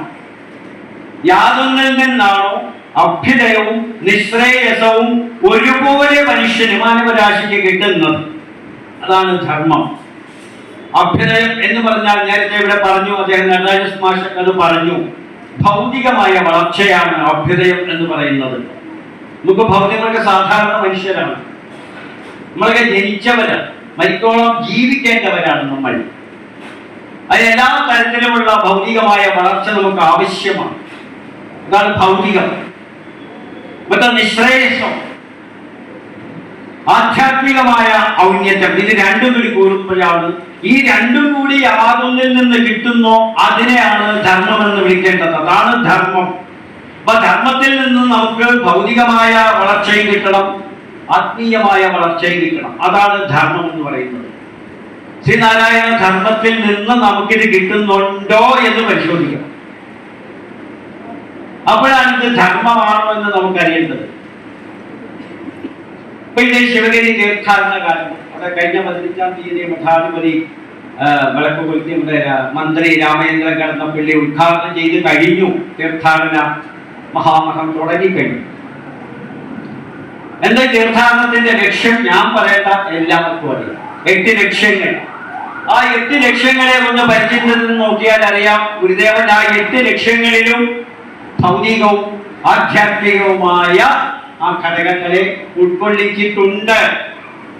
8 ലക്ഷ്യങ്ങൾ പറഞ്ഞു. ഇപ്പൊ വ്യാവസായികമായിട്ട് വളരണമെന്ന് ഗുരു പറഞ്ഞിട്ടുണ്ട്. അത് ആധ്യാത്മികമായിട്ട് ഉള്ള വളർച്ചയല്ല, ഭൗതികമായ ജീവിതം സുഖകരമാക്കാൻ വേണ്ടിയിട്ടാണ് വ്യവസായം ചെയ്ത് അഭിവൃദ്ധി പ്രാപിക്കണമെന്ന് പറഞ്ഞത്. ഭൗതികമായ വളർച്ചയാണ് വിദ്യാഭ്യാസം. ഈ വിദ്യാഭ്യാസം എന്ന് പറയുമ്പോൾ നമ്മുടെ കയ്യിൽ 2 തരത്തിലുള്ള വിദ്യാഭ്യാസമുണ്ട്. അതിവിടെ നടേശ ഭാഷക്കാരും പറഞ്ഞു. കോളേജിൽ എഞ്ചിനീയറിംഗ്, ഡോക്ടർ, അതുപോലെയുള്ള മറ്റുള്ള ഭൗതികമായ സമ്പന്നമായ വിദ്യാഭ്യാസം, അതും വിദ്യാഭ്യാസം തന്നെയാണ്. വിദ്യാഭ്യാസത്തിന്റെ മറ്റൊരു മേഖലയാണ് ആധ്യാത്മിക വിദ്യാഭ്യാസം എന്ന് പറയുന്നത്. അത് ദർശനമായ ഗുരുദേവൻ എടുത്തു പറഞ്ഞിട്ടുണ്ട്. ആത്മവിദ്യ സങ്കോചഹസ്തത വിദ്യ ഭയങ്കരം നാമരൂപാത്മനർത്ഥം വിഭാതീഹ പിശാചവത്. ആത്മവിദ്യാ സങ്കോച, എവിടെയാണോ ആത്മവിദ്യക്ക് സങ്കോചം വരുന്നത്, അപജയം വരുന്നത്, അഥവാ ആത്മവിദ്യ പഠിക്കപ്പെടാതെ പോകുന്നത്, അതൊക്കെ അപജയിക്കപ്പെടും. അവിടെ അവിദ്യ ഭയങ്കരമായിരിക്കും. ഭയങ്കരം എന്ന് പറഞ്ഞാൽ ഭയത്തെ ഉണ്ടാക്കുന്നത്. ആ വാക്കിന്റെ അർത്ഥം അതാണ്. നമ്മൾ പലരും ഇവിടെ വന്നവരല്ല, പല പ്രഭാഷകന്മാരും പറയുന്നത് ഭയങ്കര സദ്യയാണ് ഞാൻ കഴിച്ചേക്കും വരുന്നത്. അതെന്തുകൊണ്ട് സദ്യയാണ്? പേടിപ്പെടുത്തുന്ന സദ്യ, ഭയങ്കര ഘോഷയാത്രയാണ്. ഇപ്പോഴത്തെ ഘോഷയാത്ര നോക്കിയാൽ ഒരർത്ഥത്തിൽ ശരിയാണ്, പേടിപ്പിക്കുന്ന കയ്യും വടിയും വാളും ഒക്കെ വെച്ചുള്ള ഘോഷയാത്ര പേടിപ്പിക്കുന്നതാണ്. പക്ഷെ അത് ആവശ്യമുള്ള സ്ഥലത്ത് ഉപയോഗിക്കുന്ന ഒരു വാക്കാണ് ഈ ഭയങ്കരം എന്ന് പറയുന്നത്. അതെന്തെങ്കിലും ആയിക്കോട്ടെ. ആത്മവിദ്യ സങ്കോചകസ്തത അവിദ്യ ഭയങ്കരം. എവിടെയാണോ ആത്മവിദ്യ ഇല്ലാതെ പോകുന്നത്, സങ്കോചിച്ചു പോകുന്നത്, അവിടെ അവിദ്യ പേടിപ്പെടുത്തുന്ന രീതിയിൽ വളരുന്നു. അപ്പൊ ശരിയായ വിദ്യാഭ്യാസം ഏതാണ്? മറ്റൊരു വിദ്യാഭ്യാസം തന്നെയാണ് ഭൗതികമായ വിദ്യാഭ്യാസം.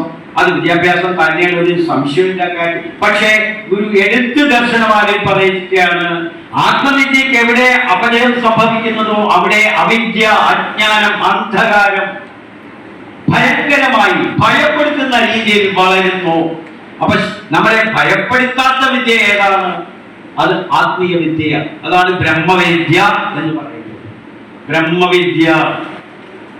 ഈ ഗുരു ആരായിരുന്നു? ബ്രഹ്മവിദ്യ കോവിദായ.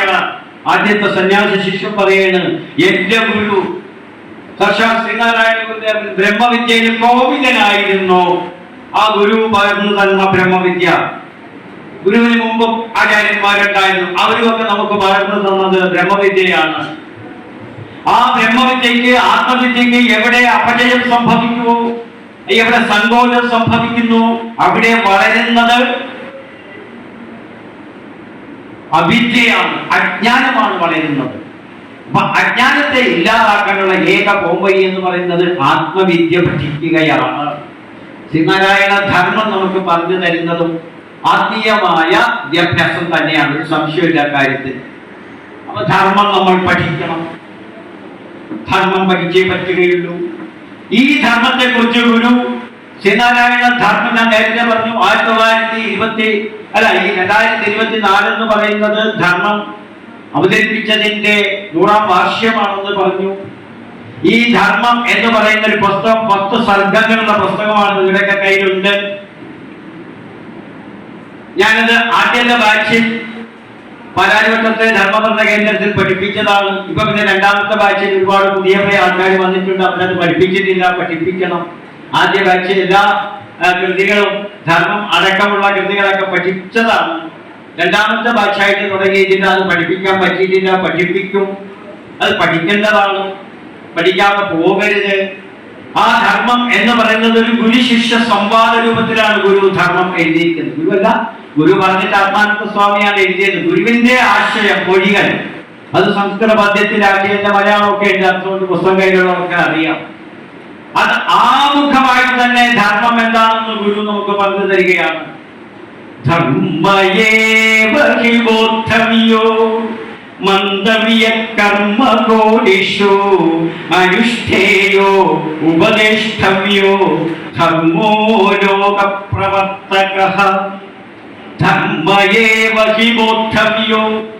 നിങ്ങൾക്ക്, നിങ്ങളെന്ന് പറഞ്ഞാൽ നിങ്ങൾ, ഞാൻ ഉൾപ്പെടുന്ന നമ്മൾക്ക്, ഗുരുവിന്റെ അനുചരന്മാർക്ക്, ഗുരുവിനെ ആരാധിക്കുന്നവർക്ക്, ആകെ പറഞ്ഞാൽ മനുഷ്യരാശിക്ക് ഒരു ഉത്തമമായ ബോധ്യം ഉണ്ടായിരിക്കണം. എന്താ ഉത്തമമായ ബോധ്യം? ധർമ്മയേവ ഹി ബോദ്ധവ്യോ. ധർമ്മം മാത്രമേ ഉള്ളൂ നമ്മളെ രക്ഷിക്കുവാൻ. ആ ബോധം നമുക്ക് എല്ലാവർക്കും ഉണ്ടായിരിക്കണം. മന്ദവ്യ കർമ്മകോടിഷു. കൂടാനുകൂടി കർമ്മങ്ങൾക്ക് വിധേയരായിട്ടാണ് മനുഷ്യൻ ഇവിടെ ജീവിക്കുന്നത്. 1ഉം 2ഉം കർമ്മങ്ങളല്ല നമ്മളെ ബന്ധിച്ചിട്ടിരിക്കുന്നത്. എഴുത്തച്ഛൻ അതാണ് ഹരിനാമകീർത്തനത്തിലല്ല, ഭാരത കീർത്തനത്തിൽ എഴുതിയിരിക്കുന്നത്. കെട്ടുകളായതു കർമ്മം പുരുഷന് കെട്ടുകളറ്റേ മുക്തി വരൂ ദൃഢം. പുരുഷന്, മനുഷ്യന് കെട്ടുകളാണ്. ഏത് കെട്ടുകൾ? കർമ്മങ്ങളാകുന്ന കെട്ടുകൾ. അതിപ്പോ മാത്രം കെട്ടിയ കെട്ടല്ല, മുജ്ജന്മങ്ങളിലൂടെ കടന്നു വന്ന കെട്ടുകളാണ് ഇതൊക്കെ, കർമ്മവാസനകൾ. ശങ്കരാചാര്യ സ്വാമികൾ തന്റെ വിവേക ചൂടാമണി എന്ന് പറയുന്ന പ്രകരണ ഗ്രന്ഥത്തിന്റെ ആദ്യത്തെ ശ്ലോകത്തിലെ ആദ്യത്തെ വരി തന്നെ പറയുകയാണ്, മനുഷ്യജന്മത്തിന്റെ ഉദാത്തതയെ കുറിച്ച് പറയുകയാണ്. ജന്തൂനാം നരജന്മ ദുർലഭം. എല്ലാ ജന്തുക്കളെയും സൃഷ്ടിച്ചത് ഈശ്വരന്റെ ഒരേ ഒരു കൈകൊണ്ട് തന്നെയാണ്, വേറെ ആരുമല്ല. ഈശ്വരൻ തന്നെയാണ് എല്ലാവരെയും സൃഷ്ടിച്ചത്.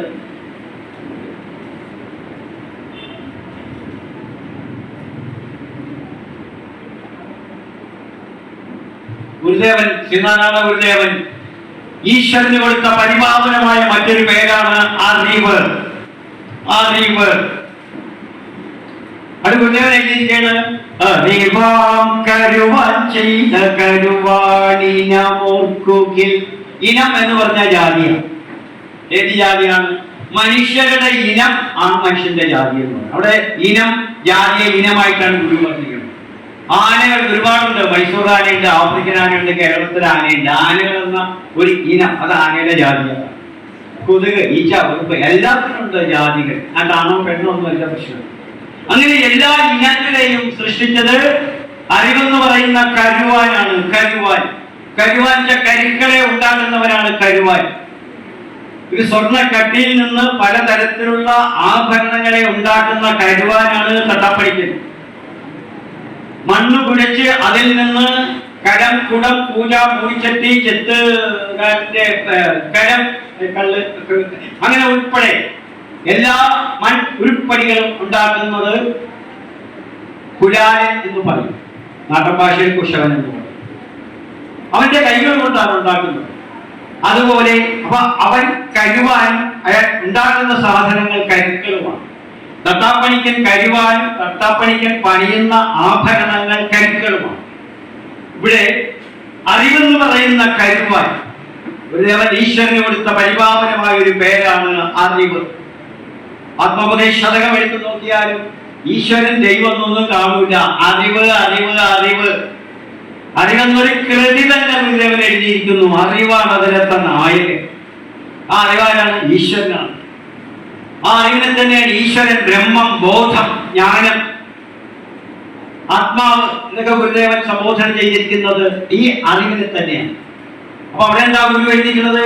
അറിവാം കരുവാൻ ചെയ്ത കരുവാണിനമോർക്കുകിൽ.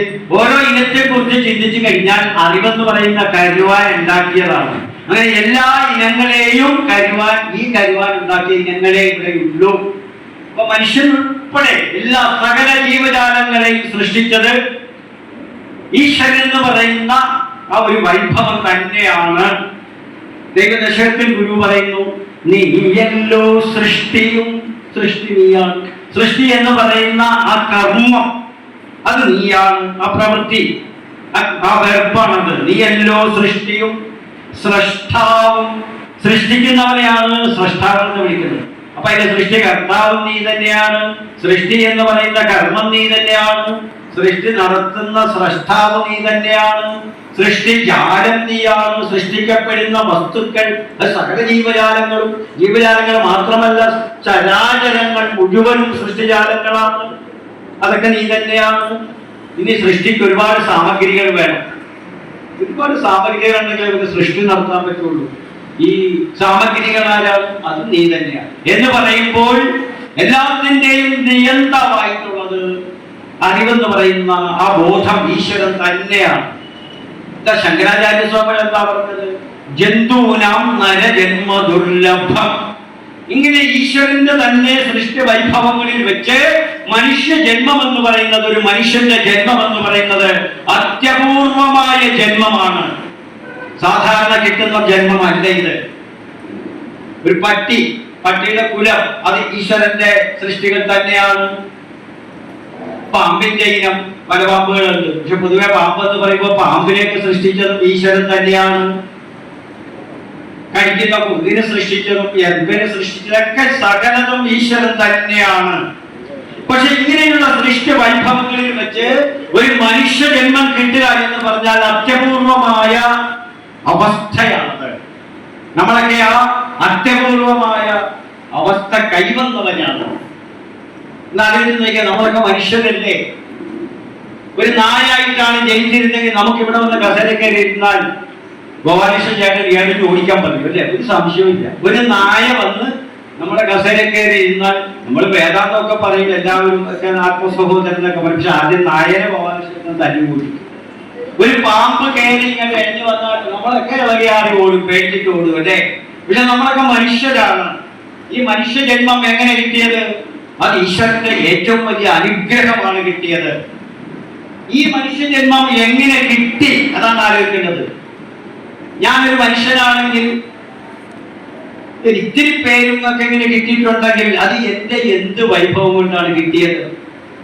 അത് ആചാര്യൻ പറയുന്നുണ്ട്, ശതകോടി ജന്മ സുഹൃതൈഹി പുണ്യർവിനാ ലഭ്യതേ. ഇതിനു മുമ്പ് എനിക്ക് ഒരു പക്ഷേ 100 കോടി ജന്മങ്ങൾ ഉണ്ടായിരുന്നിരിക്കണം. 1 2 കോടിയല്ല, എത്രയോ കോടി ജന്മങ്ങളിലൂടെയാണ് കടന്ന് ഇങ്ങനെ വന്നത്, ഈ മനുഷ്യജന്മത്തിൽ വന്ന് എത്തിച്ചേർന്നത്. അതിനുള്ളിൽ ഈച്ചയായിട്ട് ജനിച്ചു കാണും, ആ ഈച്ച ചത്തപ്പോൾ ഒരു പൂച്ചയായിട്ട് ജനിച്ചു കാണും, ആടായിട്ട് ജനിച്ചു കാണും. ആ ആടിനെ ആരെങ്കിലും മട്ടൻ പ്രേമികൾ വെട്ടി വിഴുങ്ങി തിന്നു കഴിഞ്ഞപ്പോൾ പിന്നെ എനിക്ക് കിട്ടിയ ജന്മം ആനയുടെ ജന്മമാണ്. അത് പ്രമോഷനാണ്. ആടിൽ നിന്ന് ആനയാകുന്ന ഒരു പ്രമോഷനാണ്, വലിയ പ്രമോഷനാണ് അല്ലേ? ചവിട്ടിക്കുടിക്ക് നടക്കുന്ന ഒരു സുന്ദരിയായിരുന്നു ഒരു ജന്മത്തിൽ ഞാൻ. അത് നിങ്ങൾ ഓരോരുത്തരും കഴിക്കും.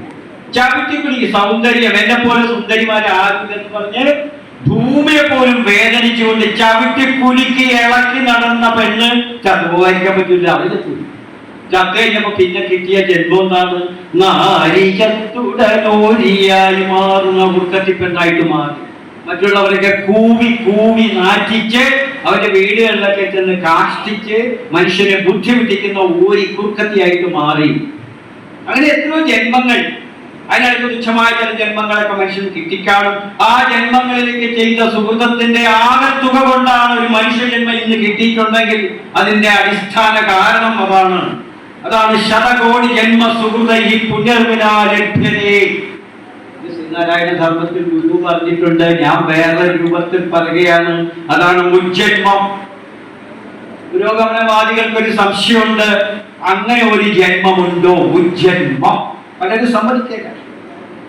ഇനി അവരുടെ ഉള്ളിൽ അതിന് വാസന ഉണ്ടെങ്കിലും അവരുടെ ഇസം അത് അംഗീകരിക്കാൻ അവരെ അനുവദിക്കില്ല. കാരണം ആ ഇസത്തിന് അടിമകായിപ്പോയി. ഏത് ഇസമെന്നൊന്നും ഞാൻ പറയുന്നില്ല, ഇസത്തിന് അടിമകായിപ്പോയി. നമുക്ക് ആ ഇസമൊന്നുമല്ല പ്രമാണം, ശ്രീനാരായണ ഗുരു പറഞ്ഞതാണ് പ്രമാണം.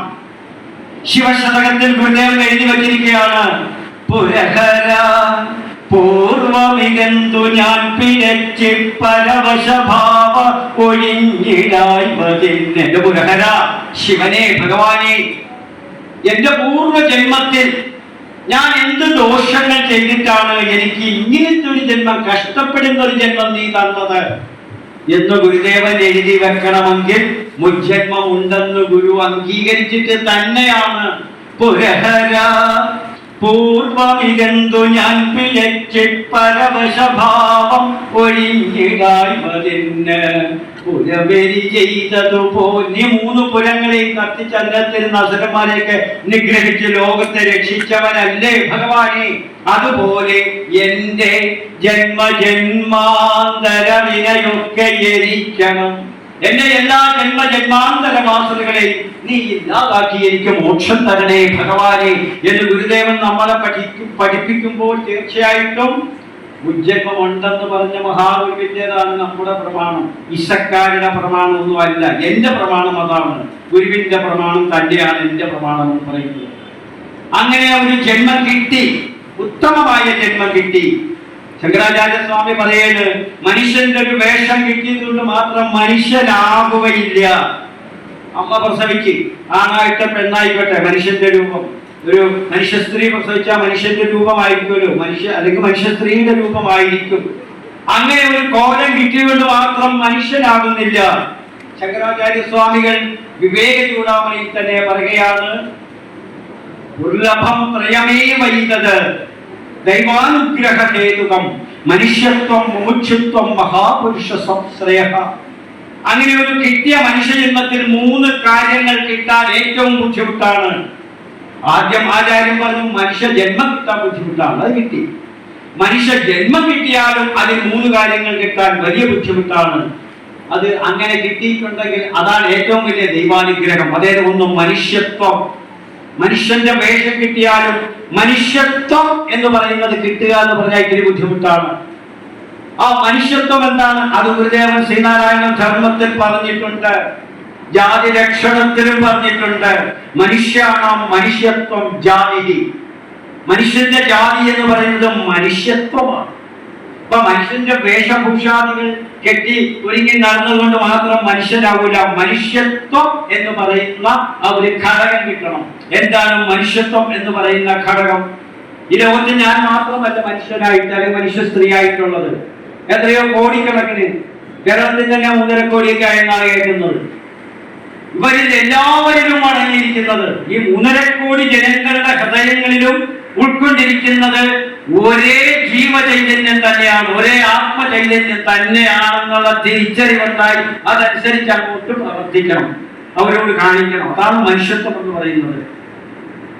ശിവശതകത്തിൽ തന്നെ ഗുരു എഴുതിയിട്ടുണ്ട്, കലശ ജലപ്രതിബിംബ നഭസ്സുപോൽ പലതിലുമൊക്കെ നിറഞ്ഞരുളേ. അവരാകാശം മുകളിൽ നല്ല ഉച്ച സമയത്ത് ആകാശം, അല്ലെങ്കിൽ ആകാശത്ത് നല്ല നട്ടിച്ചൊക്കെ നേരെ ഒരു സൂര്യൻ അങ്ങനെ ഉദിച്ചു നിൽക്കുകയാണ്. ആ സൂര്യന്റെ താഴെ ഒരു 10,000 കുടങ്ങളിൽ നമ്മൾ വെള്ളം നിറച്ചു വെക്കുക. 10,000 കുടങ്ങൾ. ഈ 10,000 കുടങ്ങളിൽ നമ്മൾ നോക്കിയാൽ നട്ടിച്ച സമയത്ത് ഒരേ സൂര്യൻ, ഒരു ഭേദമില്ല. 10,000 കുടങ്ങളിൽ ചെറിയ കുടമാണെങ്കിൽ ചെറിയ സൂര്യനെ കാണുന്നു, വലിയ വാർപ്പാണെങ്കിലും സൂര്യനെ പൂർണ്ണമായിട്ടും കാണാൻ പറ്റും. ചെറിയ കുടമാണെങ്കിൽ അല്ലെങ്കിൽ ഇടത്തരം കുടമാണെങ്കിൽ അതിന്റെ ആകൃതി അനുസരിച്ചായിരിക്കും. പക്ഷെ എല്ലാ കുടങ്ങളിലും പ്രതിഫലിക്കുന്നത് ഒരേ സൂര്യൻ തന്നെയാണ്. അതുപോലെയാണ് ആത്മാവെന്ന് പറയുന്നത്. ആത്മാവ് സർവവ്യാപിയാണ്, സർവന്തര്യാമിയാണ്. എല്ലായിടത്തും നിറഞ്ഞിരിക്കുന്ന ശക്തി ചൈതന്യമാണ് ആത്മാവ്. എല്ലാത്തിനും ഉൾക്കൊണ്ടിരിക്കുന്ന ചൈതന്യമാണ് ആത്മാവെന്ന് പറയുന്നത്. ആ ആത്മാവ് ഒരേ ഒരു സൂര്യൻ. ഈ ആത്മാവും ഒന്നേ ഉള്ളൂ, അത് ഏകമാണ്, അഖണ്ഡമാണ്. ആ ആത്മാവ് 10,000 കുടങ്ങളിലും അഥവാ 10,000 കണക്കിന് ജനങ്ങളുടെ ഹൃദയങ്ങളിലും എല്ലാ കുടങ്ങളിലും ഒരേ സൂര്യൻ തന്നെ പ്രതിഫലിക്കുന്നത് പോലെ എല്ലാ മനുഷ്യരുടെ ഹൃദയങ്ങളിലും പ്രതിഫലിക്കുന്നത്, ജീവ ചൈതന്യമായിട്ട് കുടികൊള്ളുന്നത് ഈ ഒരേ ഒരു ആത്മാവ് തന്നെയാണ്, അഥവാ ഒരേ ഒരു ഈശ്വരൻ തന്നെയാണ്, ഒരേ ഒരു ചൈതന്യം തന്നെയാണ്. അതാണ് ചിദംബരാഷ്ടകം എന്ന കൃതിയിൽ ഗുരു നമുക്ക് വ്യക്തമാക്കി തരുന്നത്. ജന്തുഹൃദിസ്ഥിത ജീവകലിംഗം തന്മൃദുപാതു ചിദംബരലി. ആ ചിദംബരലിംഗം, ആ ശിവസ്വരൂപം ജന്തുഹൃദിസ്ഥിത ജീവകലിംഗമാണ്. എല്ലാ ജന്തുക്കളുടെയും ഹൃദയങ്ങളിൽ, അത് മനുഷ്യൻ മാത്രമല്ല സകല ജന്തുക്കളുടെയും, അത് പാമ്പായാലും പഴുതാലയായാലും പുഴുവാലും ആനയായാലും ആ നീലത്തെമംഗലമായാലും എല്ലാത്തിനും അടങ്ങിയിരിക്കുന്നത് ഒരേ ചൈതന്യം തന്നെയാണ്. ജന്തു ഹൃദിഷ്ഠിത ജീവകലിംഗമായി പരിരക്ഷിക്കുന്ന ഒരേ ഒരു ആ ചിദംബരൻ, ആ ശിവതത്വം, അതെല്ലാവരും ഒരുപോലെയാണെന്നെങ്കിൽ പിന്നെ നമ്മൾ ആരാണ്? എല്ലാവരും ആത്മസഹോദരരല്ലേ? അവിടെ ആനയും നായും പഴുതാരയും പുഴുവും മനുഷ്യനും ഒക്കെ ആത്മസഹോദരങ്ങളാണ്. കാരണം എല്ലാവരെയും സൃഷ്ടിച്ചത് അറിവാൻ എന്ന് പറയുന്ന കരുവാന്റെ ഒരേ കൈകൾ കൊണ്ട് തന്നെയാണ്. എല്ലാത്തിനും കുടിയിരിക്കുന്നത് ഒരേ ചൈതന്യം തന്നെയാണെങ്കിൽ അതാണ് ഗുരു എഴുതിയത്, എല്ലാവരും ആത്മസഹോദരൻ നല്ലേ പറയേണ്ടതിതോർക്കുകയെന്ന. കൊല്ലുന്നതുമെങ്ങനെ ജീവികളെ തെല്ലും കൃപയറ്റു ഭുജിക്കയതും. എല്ലാ ജീവികളും നമ്മളെ ആത്മസഹോദരരല്ലേ? ആണ്. അല്ലേ എന്ന് ചോദിച്ചാൽ ആണെന്നാണ് ഗുരു പറഞ്ഞു തരുന്നത്. അങ്ങനെ കരുതണം. അങ്ങനെയാണെങ്കിൽ കൊല്ലുന്നതുമെങ്ങനെ, ഞാൻ എന്റെ സഹോദരനെ എങ്ങനെ ഞാൻ കൊല്ലും? എനിക്ക് കൊല്ലാൻ പറ്റും. ഇത് കൊല്ലുക മാത്രമല്ല, ഒരു ദയയുമില്ലാതെ ഒരു മാർഗവുമില്ലാതെ എങ്ങനെ കടിച്ചു പറിച്ച് തിന്നാൻ പറ്റും? ഇതൊക്കെ ശ്രീനാരായണൻ പറഞ്ഞു. ചിലപ്പോൾ എല്ലാവർക്കും ഹിതമാകണമെന്നില്ല, എല്ലാവർക്കും ഹിതമാകണമെന്നില്ല. ഞാനീ പറഞ്ഞതുകൊണ്ട് ആരും തിന്നാതിരിക്കുകയും വേണ്ട, ഞാനും പറഞ്ഞതുകൊണ്ട് ആരും തിന്നാതിരിക്കണ്ട. അതുകൊണ്ട് ദിനചര്യകളൊക്കെ അങ്ങനെ തന്നെ പോകട്ടെ. പക്ഷെ അത് ഗുരു എഴുതി നമുക്ക് പഠിക്കാൻ പറ്റില്ല. അപ്പൊ മനുഷ്യത്വം കിട്ടി. അടുത്തതാണ് മുമുക്ഷുത്വം. മുമുക്ഷുത്വം, എനിക്ക് മോക്ഷം വേണം എന്നുള്ള ആഗ്രഹം. മോക്ഷം കിട്ടിയ അവസ്ഥയല്ല മുമുക്ഷുത്വം. എനിക്ക് മോക്ഷം വേണം എന്നുള്ള ആഗ്രഹമാണ് മുമുക്ഷുത്വം. ആഗ്രഹം ഉള്ളവനെ അതനുസരിച്ച് അവന്റെ ചര്യകളെ നീക്കാൻ പറ്റുകയുള്ളൂ. അങ്ങനെയുള്ളവനെ മോക്ഷം കിട്ടൂ. ലോട്ടറി അടിക്കാത്തവന് ലോട്ടറി അടിക്കൂ. ഇപ്പൊ 12 ലക്ഷം കോടിയൊക്കെ അടിക്കണമെങ്കിൽ എന്ത് ചെയ്യണം? ലോട്ടറി എടുക്കണം. ലോട്ടറി എടുക്കാത്തവന് ലോട്ടറി ഒരിക്കലും അടിക്കാൻ പോകുന്നില്ല. ലോട്ടറി എടുത്ത എല്ലാവർക്കും അടിക്കൂ, എല്ലാവർക്കും അടിക്കുകയില്ല. ആ ഒരു തത്വം നമ്മൾ അറിഞ്ഞിരിക്കണം. അതുപോലെ മോക്ഷം വേണം എന്ന് ആഗ്രഹിച്ച് പ്രവർത്തിക്കുന്ന എല്ലാവർക്കും മോക്ഷം കിട്ടണമെന്നില്ല. പക്ഷെ പ്രവർത്തിക്കാത്തവർക്ക് മോക്ഷം കിട്ടുകയുമില്ല. അതാണ് അതിന്റെ വസ്തുത. അതാണ് മോക്ഷത്തിനുള്ള ആഗ്രഹം. ഇനി ഈ മോക്ഷം എന്ന് പറയുമ്പോൾ അതിന് വേദാന്തപരമായ ഒരു ആശയം കൂടിയുണ്ട്. മോഹമില്ലാത്ത അവസ്ഥയാണ് മോക്ഷം എന്ന് പറയുന്നത്. മോഹമില്ലാത്ത അവസ്ഥയാണ് മോക്ഷം എന്ന് പറയുന്നത്. നമുക്കൊക്കെ എന്തിനെങ്കിലും എപ്പോഴെങ്കിലും മോഹിക്കാതിരിക്കാൻ പറ്റും? മോഹിക്കാതിരിക്കാൻ പറ്റുമോ? ഊണ് കഴിച്ചു, പായസം ഗിരിയേച്ചു കൊണ്ട് തന്നില്ല, പുള്ളിക്കാർക്ക് വരാൻ പറ്റില്ല. ഇപ്പൊ എനിക്ക് പായസം തന്നില്ല, പായസം എപ്പോഴാ വരുന്നത്? അതുപോലും നമുക്ക് മോഹിക്കാതിരിക്കാൻ പറ്റൂല. പായസം കിട്ടിക്കഴിയുമ്പോൾ ആ ഒരു ആഗ്രഹം തീർന്നു അല്ലേ? നമുക്ക് എന്തെല്ലാം ആഗ്രഹമാണ്. ഇനി ചുരുക്കി പറഞ്ഞാൽ മോക്ഷം വേണം എന്നുള്ളത് വരെ ആഗ്രഹമാണ്. അങ്ങനെ ആഗ്രഹിച്ച് അതിനായിട്ട് ആ പ്രവർത്തിക്കുന്നവരും മോക്ഷം കിട്ടില്ല. ഈ മോക്ഷം വേണമെന്ന് പറയുന്നത് ഒരു ആഗ്രഹമല്ല. ആഗ്രഹമുള്ളിടത്ത് ആ മോക്ഷമേ ഇല്ല. അപ്പൊ അതിന്റെ അർത്ഥം എന്താണ്? എനിക്ക് ഒന്നിനും ആഗ്രഹമില്ല, എനിക്ക് മോക്ഷം വേണമെന്നും ആഗ്രഹം, എനിക്ക് അർഹതകൾക്ക് കിട്ടിയിരിക്കും. അതാണ് അതിന്റെ അർത്ഥം. മുമുക്ഷുത്വം. അടുത്തതാണ് മഹാപുരുഷ സംശ്രയ. മഹാപുരുഷന്മാരുമായിട്ടുള്ള കൂടിച്ചേരൽ. രാവിലെ ഇവിടെ മാഷ് പറഞ്ഞു, സത്സംഗത്തിന്റെ കാര്യം പറഞ്ഞു. മഹാപുരുഷ സംശ്രയം, മഹാപുരുഷന്മാരുമായിട്ടുള്ള ഇടപെടൽ, സംയോഗം. ഇപ്പൊ ഇവിടെ നമ്മുടെ ഈ ശിബിരത്തിലൂടെ ഇപ്പൊ ഇവിടെ നടന്നുകൊണ്ടിരിക്കുന്നത് എന്താണ്? അത് മഹാപുരുഷ സംശ്രയമാണ്. അതിന്റെ പേരാണ് സത്സംഗം എന്ന് പറയുന്നത്. മഹാപുരുഷ സംശ്രയം, സത്സംഗം. ഇവിടെ സജ്ജനങ്ങളല്ലാതെ ദുർജനങ്ങൾ ആരും ഒരാൾ പോലും, ദുഷ്ടചിന്തയുള്ള ഒരാൾ പോലും ഇതിനകത്ത് ഇപ്പോൾ ഉണ്ടാവില്ല. ഇവിടുന്ന് പുറത്ത് പോയി കഴിപ്പിച്ച് ദുഷ്ടതയൊക്കെ നമ്മളിലേക്ക് വരും, അത് വേറെ കാര്യം. ഇപ്പോൾ ഈ സമയത്ത് ഈ ഗുരുദേവന്റെ മുന്നിൽ നിന്ന് ഇങ്ങനെ പ്രാർത്ഥിക്കുന്ന സമയത്ത് നമ്മൾ ഒരാളുടെ പോലും ഉള്ളിൽ ദുഷ്ടചിന്തയില്ല. അതെപ്പോഴും ഓർത്തേക്കണം. അങ്ങനെ ഇല്ലാതെ ഒന്നിച്ചു കൂടിയിരിക്കുന്ന അവസ്ഥയാണ് സത്സംഗം. ഈ സത്സംഗത്തിന്റെ ഫലമെന്താണ്? ഞാനിത് മുമ്പും പറഞ്ഞിട്ടുണ്ട്. അതാണ് ഈ പേരിന്റെ തന്നെ, ആ പേരിന് ഒരു അർത്ഥമുണ്ട്. സത്സംഗം നിസ്സാരമായ പേരല്ല ഇത്. അത് ശങ്കരാചാര്യ സ്വാമികൾ ഹരിഗോവിന്ദത്തിൽ എഴുതി വെച്ചിട്ടുണ്ട്.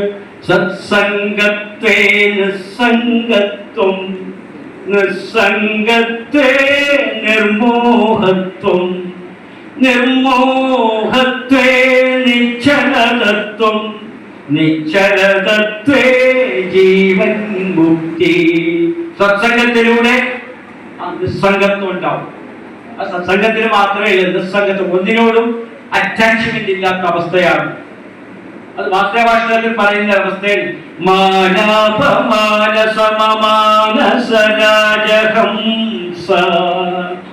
അത് കൃഷ്ണനെ വിളിക്കുന്നു, വാസുദേവനെ വിളിക്കുന്നു. വാസുദേവന്റെ അവസ്ഥ എന്താണ്? മാന അപമാന സമമാനസനാണ്. മാനത്തിലും അപമാനത്തിലും മനസ്സിനെ ഒരുപോലെ പിടിച്ചു നിർത്താനുള്ള കഴിവുണ്ടാകണം. ഇപ്പൊ എന്നെ ഇവിടെ നമ്മുടെ സുരേഷ് സാർ ഒരുപാട് പൊക്കി പറഞ്ഞു, അതാണ് ഇതാണ്. അദ്ദേഹം എന്നതാണ് ചെയ്ത് ഞാൻ നാലുകാശിന് കൊള്ളാത്തതെന്ന് പറഞ്ഞു. ഞാൻ ഇപ്പൊ പോയിട്ട് ഇവിടെ വീണു. കാരണം എനിക്കത് പറ്റുള്ളൂ. ഞാനൊരു സാധാരണ മനുഷ്യനാണ്.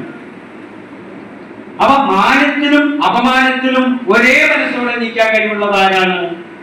അവരാണ് മഹാപുരുഷന്മാരെന്ന് പറയുന്നത്. ശ്രീനാരായണ ധർമ്മത്തെ നമുക്ക് പറഞ്ഞു തന്നിട്ടുണ്ട്. അത് ശ്രീനാരായണ ധർമ്മത്തെ പഠിച്ചു കഴിഞ്ഞാൽ ആരൊക്കെ എന്നെ പൊക്കിയാലും ഞാൻ പൊങ്ങൂല, ആരൊക്കെ എന്നെ താഴ്ത്തിയാലും ഞാൻ താഴൂല്ല. കാരണം എന്റെ പ്രവൃത്തി സംശുദ്ധമാണെന്ന ഉത്തമ ബോധ്യം എനിക്കുള്ളിടത്തോളം കാലം ഞാൻ ആരുടെ മുന്നിലും തലകുനിക്കണ്ട. ഈ തലകുനിക്കാൻ ചില ആചാര്യന്മാരെ വർദ്ധിക്കുന്ന കാര്യമല്ല ഞാൻ പറയുന്നത്, അല്ലാതെയുള്ള തലകുനിക്കലാണ് ഞാൻ പറയുന്നത്. ആചാര്യന്മാരെ കഴിയുമ്പോൾ നമ്മൾ തലകുനിക്കും. എന്നെ കാണുമ്പോൾ എന്റെ വിദ്യാർത്ഥികളൊക്കെ തലകുനിക്കുന്നുണ്ട്, എന്റെ കാലം ഒട്ടു വരുന്നുണ്ട്. ആ തലകുനിക്കലല്ല ഞാൻ പറയുന്നത്. ധൈര്യം, അതാണ് ഈശാവാസ്യോപനിഷത്തിൽ പറയുന്നത്.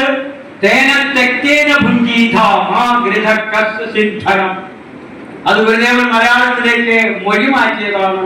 ഈശൻ ജഗത്തിലെല്ലാം വസിക്കുന്നത് കൊണ്ട് നീ ചരിച്ചമുക്തനായി ആശിക്കരുതാരുടെയും ധനം. ഞാൻ എവിടെ പ്രസംഗിക്കാൻ പോയാലും ഈ വരി ഞാൻ എങ്ങനെയെങ്കിലും ഞാൻ ഉൾപ്പെടുത്തും. അതിനുള്ളൊരു സാഹചര്യം ഞാൻ വളച്ചു കൊണ്ടുവരും. കാരണം എന്റെ ജീവിതവുമായിട്ട് അഭേദ്യമായ ബന്ധമുള്ള ഒരു വരി, 4 വരികളാണത്. ശിവഗിരി ബ്രഹ്മവിദ്യാലയത്തിൽ എനിക്ക് പ്രവേശനം കിട്ടി. അത് 1974 ഒരു ബാച്ചിൽ 15 പേരെ എടുക്കുന്നത്. 1,250 പേര് അതിന് അപേക്ഷ അയച്ചു. അതിൽ 2 പേരാണ്, ഒന്ന് ഞാനും ഒന്ന് ഇപ്പോഴത്തെ മഠാധിപതി സച്ചിദാനന്ദ സ്വാമി. ഈ കഴിഞ്ഞ 1-2 മാസങ്ങൾക്ക് മഹാസമാധി വായിച്ച അസ്പർശാനന്ദ സ്വാമി. ഇതൊക്കെ ഞങ്ങൾ ഒന്നിച്ച് അപേക്ഷ കൊടുത്ത് ഒന്ന് ഞങ്ങളെ ഇന്റർവ്യൂ എടുത്ത് എടുത്തവരാണ്. 15 പേരെ തെരഞ്ഞെടുത്ത്. അതിലൊന്ന് ഞാനായി. ആദ്യമായിട്ട് ക്ലാസ് ആരംഭിക്കുക. അന്നത്തെ ശിവഗിരി മഠാധിപതി അല്ല, ധർമ്മസംഘം ട്രസ്റ്റ് പ്രസിഡന്റ്, എന്റെ വായിന്ന് ആ വാക്കേ വരുള്ളൂ. മഠാധിപതി എന്നെ വരുള്ളൂ. ഞാൻ ഇനി അങ്ങനെ പറയുള്ളൂ. പ്രസിഡന്റ് എന്ന വായിക്ക് വരില്ല. മഠാധിപതി ബ്രഹ്മാനന്ദ സ്വാമികളായിരുന്നു. ഞങ്ങളിൽ നിന്ന് എല്ലാവരിൽ നിന്നും ദക്ഷിണ മേടിച്ചുകൊണ്ട് ആ ക്ലാസ് തുടങ്ങുന്നത്. ഈ ദക്ഷിണ തന്നതും ശിവഗിരി മഠത്തിൽ തന്നെയല്ലോ. ഞാൻ സന്ദർശിക്കാൻ പോകുന്നവരുടെ കാശവിടുന്നു അവിടുന്ന് തന്നെ. അന്നത്തെ എത്ര രൂപ അതുകൊണ്ടാണ്, അന്നത്തെ ഒരു രൂപ പേര് അദ്ദേഹത്തിന്റെ കാലത്ത് സമർപ്പിച്ചിട്ട് തൊട്ടു തൊഴുതു. ആദ്യമായിട്ട് ഞങ്ങൾക്ക് അദ്ദേഹം ചൊല്ലിച്ചെന്ന മഹാമന്ത്രം ഇതാണ്. അതിന്റെ മലയാളമാണ് ഞാൻ പറയുന്നത്. ഗുരുദേവൻ മൊഴി മാറ്റിയില്ലേ, അതാണ് ഞാൻ പറയാൻ പോകുന്നത്. ഈശൻ ജഗത്തിലെല്ലാം ആവസിക്കുന്നതു കൊണ്ടു നീ ചരിക്കമുക്തനായ ആശിക്കരുതാരുടെയും ധനം. നീ സ്വതന്ത്രനായിട്ട് സഞ്ചരിക്കുക, ആരുടെയും ധനം ആഗ്രഹിക്കരുത്. അതെന്റെ മനസ്സിൽ അത് ഹിറ്റ് ചെയ്ത്, ആ ഒരു വാചകം ഹിറ്റ് ചെയ്ത്, ആശിക്കരുത് ആരുടെയും ധനം. സന്യസിക്കാൻ പോയതാണ്, തുറന്നു പറയാം. സന്യാസ ഇഹലോക ജീവിതത്തിന്റെ ആ നിസ്സാരതയൊക്കെ ഏകദേശം കരഞ്ഞ് ഇനി ഇങ്ങനത്തെ ഒരു ജീവിതം വേണ്ടാന്ന് കരുതി സന്യാസിയാകാൻ പോയത് ഞാനാണ്. സന്യാസിക്കാരി കാശേരാൻ ആരിക്കാശേരാനില്ലേ. അവിടെ ചെന്ന് പഠിച്ചു. പഠിപ്പിനിക്ക് പൂർത്തിയാക്കാൻ പറ്റിയില്ല. ഞാൻ തുറന്നു പറയാം, 7 വർഷത്തെ കോഴ്സാണ് ബ്രഹ്മവിദ്യാലയ കോഴ്സ്. എനിക്ക് അതിന് മുമ്പ് പോരേണ്ടി വന്നു. അങ്ങനെ പോരേണ്ടി വന്നതിന്റെ ഫലമാണ് എനിക്ക് സർക്കാർ ജോലി കിട്ടിയത്, ചെറിയ ജോലി കിട്ടിയതൊക്കെ ഞാൻ പറഞ്ഞില്ലേ. അതിനൊക്കെ വേണ്ടിയിട്ടാണ് എന്റെ വീട്ടുകാർ വന്ന് നിർബന്ധിച്ചു കൊണ്ടു. ഞാനങ്ങനെ പോരുമ്പോഴാണ് പ്രകാശാനന്ദ സ്വാമിയാണെന്ന് ജനറൽ സെക്രട്ടറി. അദ്ദേഹം പറഞ്ഞൊരു വാചകം, നീ പഠിച്ചത് എവിടെ ചെന്നാലും നീ പ്രചരിപ്പിക്കണം, പഠിപ്പിക്കണം. ആ ഉപദേശം ഞാൻ ഇന്നും ചെയ്യുന്നുണ്ട്. പഠിപ്പിക്കൽ എന്റെ പഠനം പൂർണ്ണമാണെന്ന് ഞാൻ അവകാശപ്പെടുന്നില്ല, അപൂർണമായിരിക്കാം. പക്ഷെ ഞാൻ ആ വാക്ക് കേട്ടിട്ടുണ്ട്. ഞാൻ ഇപ്പോഴും പഠിപ്പിച്ചുകൊണ്ട് തന്നെ ഇരിക്കണം, ഇപ്പോഴും പഠിപ്പിച്ചുകൊണ്ട് തന്നെ ഇരിക്കണം. ഇതും പഠിപ്പിക്കലിന്റെ ഒരു ഭാഗമാണ്. അതിലെന്റെ ഹിറ്റ് ചെയ്തൊരു വാക്കാണ്, ആശിക്കരുതാരുടെയും ധനം. ഒരു മനുഷ്യന്റെയും അവിഹിതമായ ധനം ആഗ്രഹിക്കരുത്. ഞാൻ പറഞ്ഞല്ലോ, സർക്കാർ ജോലി കിട്ടി, പഞ്ചായത്തിനാണ് കിട്ടിയത്. പുറമറ്റത്ത് ജോലി ചെയ്തു. ആദ്യമായിട്ട് ജോലി പ്രവേശിച്ച ദിവസമാണ് എന്നെ പുറത്തേക്ക് വിട്ടു. ബിൽ കളക്ടറാണ്, അന്ന് എഴുതി ക്ലർക്കായിട്ടില്ല. ഞങ്ങളൊക്കെ ജോലി എന്നാൽ പെരയുടെ അളവൊക്കെ എടുത്ത് സ്ക്വയർ ഫീറ്റ് ഒക്കെ എടുത്ത് അതിന് കരവിട്ട് കൊടുക്കുക എന്നുള്ളതാണ് ഞങ്ങളൊക്കെ ജോലി. ഒരു ധനികന്റെ വീട്ടിലാണ് ആദ്യമായിട്ട് പോയത്. ഞാൻ ഇപ്പോഴും ഓർമ്മയുണ്ട്, ഗോൾഡൻ ബേക്കറി എന്ന് പറയുന്ന വലിയ ബേക്കറിയുള്ള ഒരാളിന്റെ വീട്ടിലേക്കാണ് എന്റെ വിട്ടത്. പെരവെടുത്തിട്ട് പെരയുടെ അത് അളവും ഇതൊക്കെ എടുത്തിട്ട് നമ്മളൊരു കരാന്ന് നിശ്ചയിച്ചു. അത് കഴിഞ്ഞപ്പോഴാണ് ഇയാൾ ഒരു ബ്രൗൺ ഒരു കവറാണ് എന്റെ പോക്കറ്റിൽ കൊണ്ട് ഇട്ട് തന്നത്. അപ്പൊ അന്ന് ആദ്യമായിട്ട് കൈക്കൂലിയൊന്നുള്ള ബോധയില്ല. അതുവരെ സന്യാസി പോലെ നടന്ന പോക്കറ്റിൽ എന്താണെന്ന് അറിയാൻ പറ്റില്ല. അപ്പൊ ഞാൻ ചോദിച്ചു, ഇതെന്താണ് ഗോൾഡൻ? അതെ, അത് ഇതിന്റെ ഒരു ഭാഗമാണ് സാർ. ഞാൻ ചോദിച്ചു, ഏതിന്റെ ഭാഗം? അതിന് ഇത്തിരി പൈസ. ഞാൻ ചോദിച്ചു, അതെന്തിനാ ഇത്തിരി പൈസ? അത് സാറേ, ആ കാര്യം കാര്യം അനുസരിച്ചാണല്ലോ, ഫീൽഡ് സ്റ്റാഫാണ്. ഞാൻ പറഞ്ഞു, പൊന്നു ഗോൾഡൻ ചേട്ടാ, നടക്കുന്ന കാര്യം. ഞാൻ ഇവിടെ കൂട്ടി എഴുതി ഇത്ര രൂപ കരം ഈടാക്കാവുന്നതാണ് എന്ന് എഴുതി ഞാൻ ഒപ്പുവിട്ട്. ഇനി ഇത് മാറ്റാൻ പറ്റിയല്ല. നീ കാശ് ഞാൻ എടുക്കണം വേണ്ടേ? അപ്പൊ നീ ഇങ്ങനെ തന്നെ, കാരണം കാശ് വന്നാലും നടക്കുന്നതായിട്ട്. ഞാൻ 16-17 വർഷമാണ് ചേന്നമംഗലം പഞ്ചായത്തിൽ ജോലി ചെയ്ത്, എന്റെ പഞ്ചായത്ത്. അതിൽ 10 വർഷത്തോളം എന്റെ സെക്രട്ടറി, എന്റെ വകുപ്പ് മേധാവിയായിരുന്ന ആളാണ് ജയിക്കുന്ന രാജേന്ദ്ര സാർ. അദ്ദേഹത്തിന്റെ കീഴിലാണ് ഞാൻ ജോലി ചെയ്തത് 10 വർഷത്തോളം. അവിടെ ചില സ്വാധീനങ്ങൾക്കൊക്കെ വേണമെങ്കിൽ ഈ ഞങ്ങളുടെ പഞ്ചായത്ത് ഡിപ്പാർട്ട്മെന്റിൽ വകുപ്പിടി എല്ലാവരും ക്രിസ്മസ് ഒക്കെ എന്ന് പറയുമ്പോൾ അത് വീട്ടിൽ കൊണ്ടുവന്നത്. കാര്യമൊന്നും ഞാൻ പറയുന്നില്ല, പോക്കറ്റിലിട്ട് തരും. പക്ഷേ ആ ഗുരുവിന്റെ ആ സന്നിധാനത്തിൽ വെച്ച് പഠിച്ച ആദ്യത്തെ ആ ഒരു വരി, ഗുരുനാഥൻ ഓതി തന്ന വരി, ആശിക്കരുതാരുടെയും ധനം. ഇതിനേക്കാളും വലുതായിട്ട് എന്ത് ശ്രീനാരായണ ധർമ്മം പാലിക്കാനാണ്? എനിക്ക് ഒരുപാട് കാശ് ഉണ്ടാക്കാൻ മതി അല്ലെ, ഒരുപാട് മേടിച്ചേക്ക് ഒരുപാട്. അത് ഞാൻ പല സ്ഥലങ്ങളിൽ പോയിരുന്നു. ഇഷ്ടംപോലെ കാശ് മേടിക്കാൻ വേണ്ട, എനിക്കത് വേണ്ട. ഉള്ളത് കൊണ്ട് സംതൃപ്തിയായിട്ട് തന്നെ ഞങ്ങൾ പോകാൻ ഒരു കുഴപ്പമില്ല. ബാലൻസ് ഒന്നും ഇല്ലെന്നേ, അത് സാരമില്ല, അത് വേണ്ട. ഇവിടെ ഇങ്ങനത്തെ ഒരു വേദി തന്നെ കിട്ടുന്നത് തന്നെ എനിക്ക് കിട്ടുന്ന ഏറ്റവും വലിയ ആദരവും പ്രതിഫലവും ഇതായിട്ടാണ് ഞാൻ കരുതുന്നത്. ഞാൻ പറഞ്ഞു വന്നത് മറ്റൊന്നുമല്ല, അവിടെയാണ് ശ്രീനാരായണ ധർമ്മം നമ്മളെ രക്ഷിക്കുന്നത്. നല്ല സംശുദ്ധമായ ഒരു ജീവിതം നയിക്കാൻ നമുക്ക് സാധിക്കും. ഇത് പഠിച്ചവരൊരു ഡോക്ടറായാലും എഞ്ചിനീയർ ആയാലും ആ എഞ്ചിനീയർ പണിയുന്ന പാലം 2 വർഷത്തിൽ ഇടിഞ്ഞു വീഴില്ല. എങ്ങനത്തെ എഞ്ചിനീയർ? ആ കൈക്കൂലി വഹിക്കാത്ത എഞ്ചിനീയർ പണിയുന്ന പാലം പാലാരിവട്ടം പാലം പോലെ തകർന്ന് വീഴില്ല. ഇത് പാലാരിവട്ടം പാലത്തിന് പേരുണ്ട്, പഞ്ചവടി പാലം. എന്താ ഈ പാലത്തിന് പേര് വരാൻ കാര്യം? അത് നിർമ്മിച്ചവൻ ഇങ്ങനെയൊക്കെ ചെയ്തിട്ടാണ്. ഇത് പഠിച്ച ഒരു ഡോക്ടർ തീർച്ചയായിട്ടും ആ ഡോക്ടറെ ആ ഗർഭിണി, ആ പ്രസവിച്ച സ്ത്രീ കാണുന്നവരുടെ വീട്ടുകാരി കാണുന്നത് മാലാഖയായിട്ടേ കാണുള്ളൂ. അല്ലെങ്കിൽ പറയുന്നേ കൈക്കൂലി മേടിച്ച ഭയങ്കരി രാക്ഷസി പോണെന്നും പറയും. എന്തിനാണ് ഇത് ഇത്തിരി കാശിന് വേണ്ടിയിട്ട്? ഇതൊക്കെയാണ് ശ്രീനാരായണ ധർമ്മം നമ്മളെ പഠിപ്പിക്കുന്നത്. ഇതാ ഗുരു പറയുകയാണ്, 3:30 എന്റെ സമയം ഞാൻ നിർത്താൻ പോകുന്നു. കാരണം ഇത് കൃത്യനിഷ്ഠ പാലിച്ചു പോയത് എന്നെ കൂടി ആവശ്യമാണ്. കാരണം ഞാൻ ഇതിന്റെ ഒരു ഭാഗമാണ്, അവിഭാജ്യ ഘടകമാണ്. കാരണം ഈ ഇവിടെ സത്സംഗത്തിന്റെ അവിഭാജ്യ ഘടകമാണ് ഞാൻ. അപ്പൊ ഇത് ഈ സത്സംഗത്തിന്റെ കൃത്യനിഷ്ഠ പാലിക്കപ്പെടേണ്ടത് നിർത്തുന്നു. അതാ തുടരണമോ? അനുവാദം ഇത്തിരി അറിവിട്ടാവും, അത് അനുവാദത്തോടു കൂടിയാണ്. ധർമ്മയേവോദ്ധവിയോ മന്ദവ്യ കർമ്മബോധിഷു അനുഷ്ഠേയോ ഉപദേഷ്ടവ്യോ ധർമ്മോ ലോകപ്രവർത്തകഃ. അപ്പൊ നിങ്ങൾക്ക് ഉത്തമമായ ബോധ്യമുണ്ടാകണം. കോടാനുകോടി കർമ്മങ്ങൾക്കിടയിൽ നമുക്ക് ഏറ്റവും കൂടുതൽ ബോധ്യപ്പെടേണ്ടത് ധർമ്മമാണ്. നമ്മളെ രക്ഷിക്കാനുള്ള ഏറ്റവും പ്രധാനപ്പെട്ട ഘടകം ധർമ്മമാണ്. മനനം ചെയ്യപ്പെടേണ്ടതും ധർമ്മമാണ്. അതുകൊണ്ട് എന്ത് ചെയ്യണം? അനുഷ്ഠേയോ. ധർമ്മം വെറുതെ പ്രസംഗിച്ച് തള്ളി കളയാനുള്ളതല്ല ധർമ്മം. ധർമ്മത്തെ പഠിക്കണം. അനുഷ്ഠേയോ, അതിന്റെ ജീവിതത്തിൽ അത് പ്രാവർത്തികമാക്കണം. അല്ലാണ്ട് ധർമ്മം വെറുതെ കേട്ട് ചിരിച്ച് കയ്യുപടിച്ച് അല്ലെങ്കിൽ കളിയാക്കി പോകാനുള്ള അല്ല ധർമ്മം. അനുഷ്ഠേയോ, ധർമ്മത്തെ അനുഷ്ഠിക്കണം, ജീവിതം കൊണ്ട് അനുഷ്ഠിക്കണം. അതാണ് ജീവിതം കൊണ്ട് അനുഷ്ഠിച്ച് കാണിച്ചു കൊടുക്കണം. ഇതാണ് ഞാൻ പഠിച്ച ധർമ്മമെന്ന് ജീവിതം കൊണ്ട് കാണിച്ചു കൊടുക്കാൻ കഴിവുള്ളവൻ മാത്രമേ ധർമ്മത്തെ കുറിച്ച് പ്രസംഗിക്കാൻ പോകാവുള്ളൂ. അല്ലെങ്കിൽ പറയുന്നതൊന്ന് പ്രവർത്തിക്കുന്നതൊന്ന്. ഇന്നെല്ലാ രംഗങ്ങളിലും കള്ള നാണയങ്ങൾ കയറിയിരിക്കുന്ന അവസരമാണ്. 100 കോടി രൂപയുടെ നാണയം റിസർവ് ബാങ്ക് അടിച്ചാൽ 100 കോടിയുടെ അതേ നാണയം കള്ള നാണയമായിട്ട് ഇറങ്ങി നമ്മുടെ രാഷ്ട്രത്തിന്റെ സമ്പദ് വ്യവസ്ഥയെ തകർക്കുന്ന രംഗമാണ്. നാണയ രംഗത്ത് മാത്രമല്ല, എല്ലാ രംഗങ്ങളിലും കള്ളന്മാരുണ്ട്. സംശുദ്ധമായിട്ട് പഠിക്കണം, ഗുരുദേവകൃതികളെ ഉൾക്കൊള്ളണം, പഠിക്കണം. അനുഷ്ഠേയോ, അനുഷ്ഠിച്ചിട്ട് വേണം. ഉപദേഷ്ടവ്യോ, ഉപദേശിച്ചു കൊടുക്കണം. അതൊക്കെ ഇന്ന് 3 ദിവസമായിട്ട് ഇവിടെ ആചാര്യന്മാർക്ക് പറഞ്ഞുകൊണ്ടിരിക്കുന്നതാണ് ഉപദേഷ്ടവ്യോ. കാരണം ധർമ്മോ ലോകപ്രവർത്തകഃ, ലോകത്തെ പ്രവർത്തിപ്പിക്കുന്ന ചാലക ശക്തിയാണ് ധർമ്മം. എണ്ണ വറ്റിയാൽ വിളക്ക് കെടും. കറണ്ട് നിന്ന് പോയി കഴിഞ്ഞാൽ മൈക്ക് നിന്നും ലൈറ്റ് നിന്ന് പോകും. ധർമ്മം നിശ്ചലമായാൽ ലോകം നിശ്ചലമാകും. അങ്ങനെ നിശ്ചലമാകരുത്. ലോകത്തെ പ്രവർത്തിപ്പിക്കുന്ന ചാലക ശക്തിയാണ് ധർമ്മം. അതാണ് ധർമ്മോ ലോകപ്രവർത്തകഃ. ഈ ലോകപ്രവർത്തകമായ ധർമ്മത്തെയാണ് ശ്രീനാരായണ ഗുരുദേവൻ നമുക്ക് 1924 നമുക്ക് പ്രകാശിപ്പിച്ച് തന്നത്. അതിനകത്ത് തന്നെ 2 വ്യത്യാസങ്ങളുണ്ട്. അത് പറയാതിരിക്കാൻ പറ്റില്ല, ആരും പറയാത്ത കാര്യമാണ്.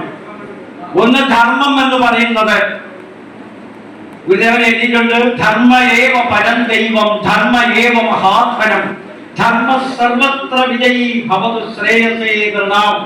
ധർമ്മമാണ് ഏറ്റവും വലിയ ദൈവം, ധർമ്മമാണ് ഏറ്റവും വലിയ ധനം എന്ന് പറയുന്നത്. ഈ ധർമ്മം എന്നും എല്ലായിടത്തും വിജയിക്കുന്ന ഘടകമാണ്. ഈ ധർമ്മം നാം ആർക്ക് വേണ്ടിയിട്ടാണ് പറഞ്ഞു തന്നത്? ശ്രീനാരായണ ധർമ്മത്തെ ഗുരുദേവൻ പ്രകാശിപ്പിച്ചു തന്നത് ഭവതു ശ്രേയസേ നിർണം, മനുഷ്യന്റെ സർവതോന്മുഖമായ ശ്രേയസിന് വേണ്ടിയിട്ടാണ് ധർമ്മത്തെ ഗുരുദേവൻ നമുക്ക് തന്നത്. ഈ ധർമ്മത്തിന് 2 തലങ്ങളുണ്ട്. ഒരു തലം മാത്രമേ നമ്മൾ അറിയുന്നുള്ളൂ. ആദ്യത്തെ തലം ഗുരുദേവൻ ശ്ലോകത്രയി എന്ന് പറയുന്ന ഒരു കൃതിയിൽ എഴുതിയിട്ടുണ്ട്. ശ്ലോകത്രയി അത് നമ്മൾ പഠിക്കുന്ന ശ്രീനാരായണ ധർമ്മം എന്ന പുസ്തകത്തിലുള്ള ധർമ്മമല്ലത്. എവിടെയാണോ ധർമ്മം, അതിനാധാരമായി ഒരു ധർമ്മി ഉണ്ടായിരിക്കണം. ആ ധർമ്മിയാണ് ശാശ്വതമായിട്ടുള്ളത്.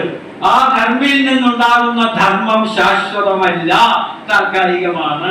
അത് നമ്മൾ ആരും പറയാറില്ല, പഠിക്കാനില്ല.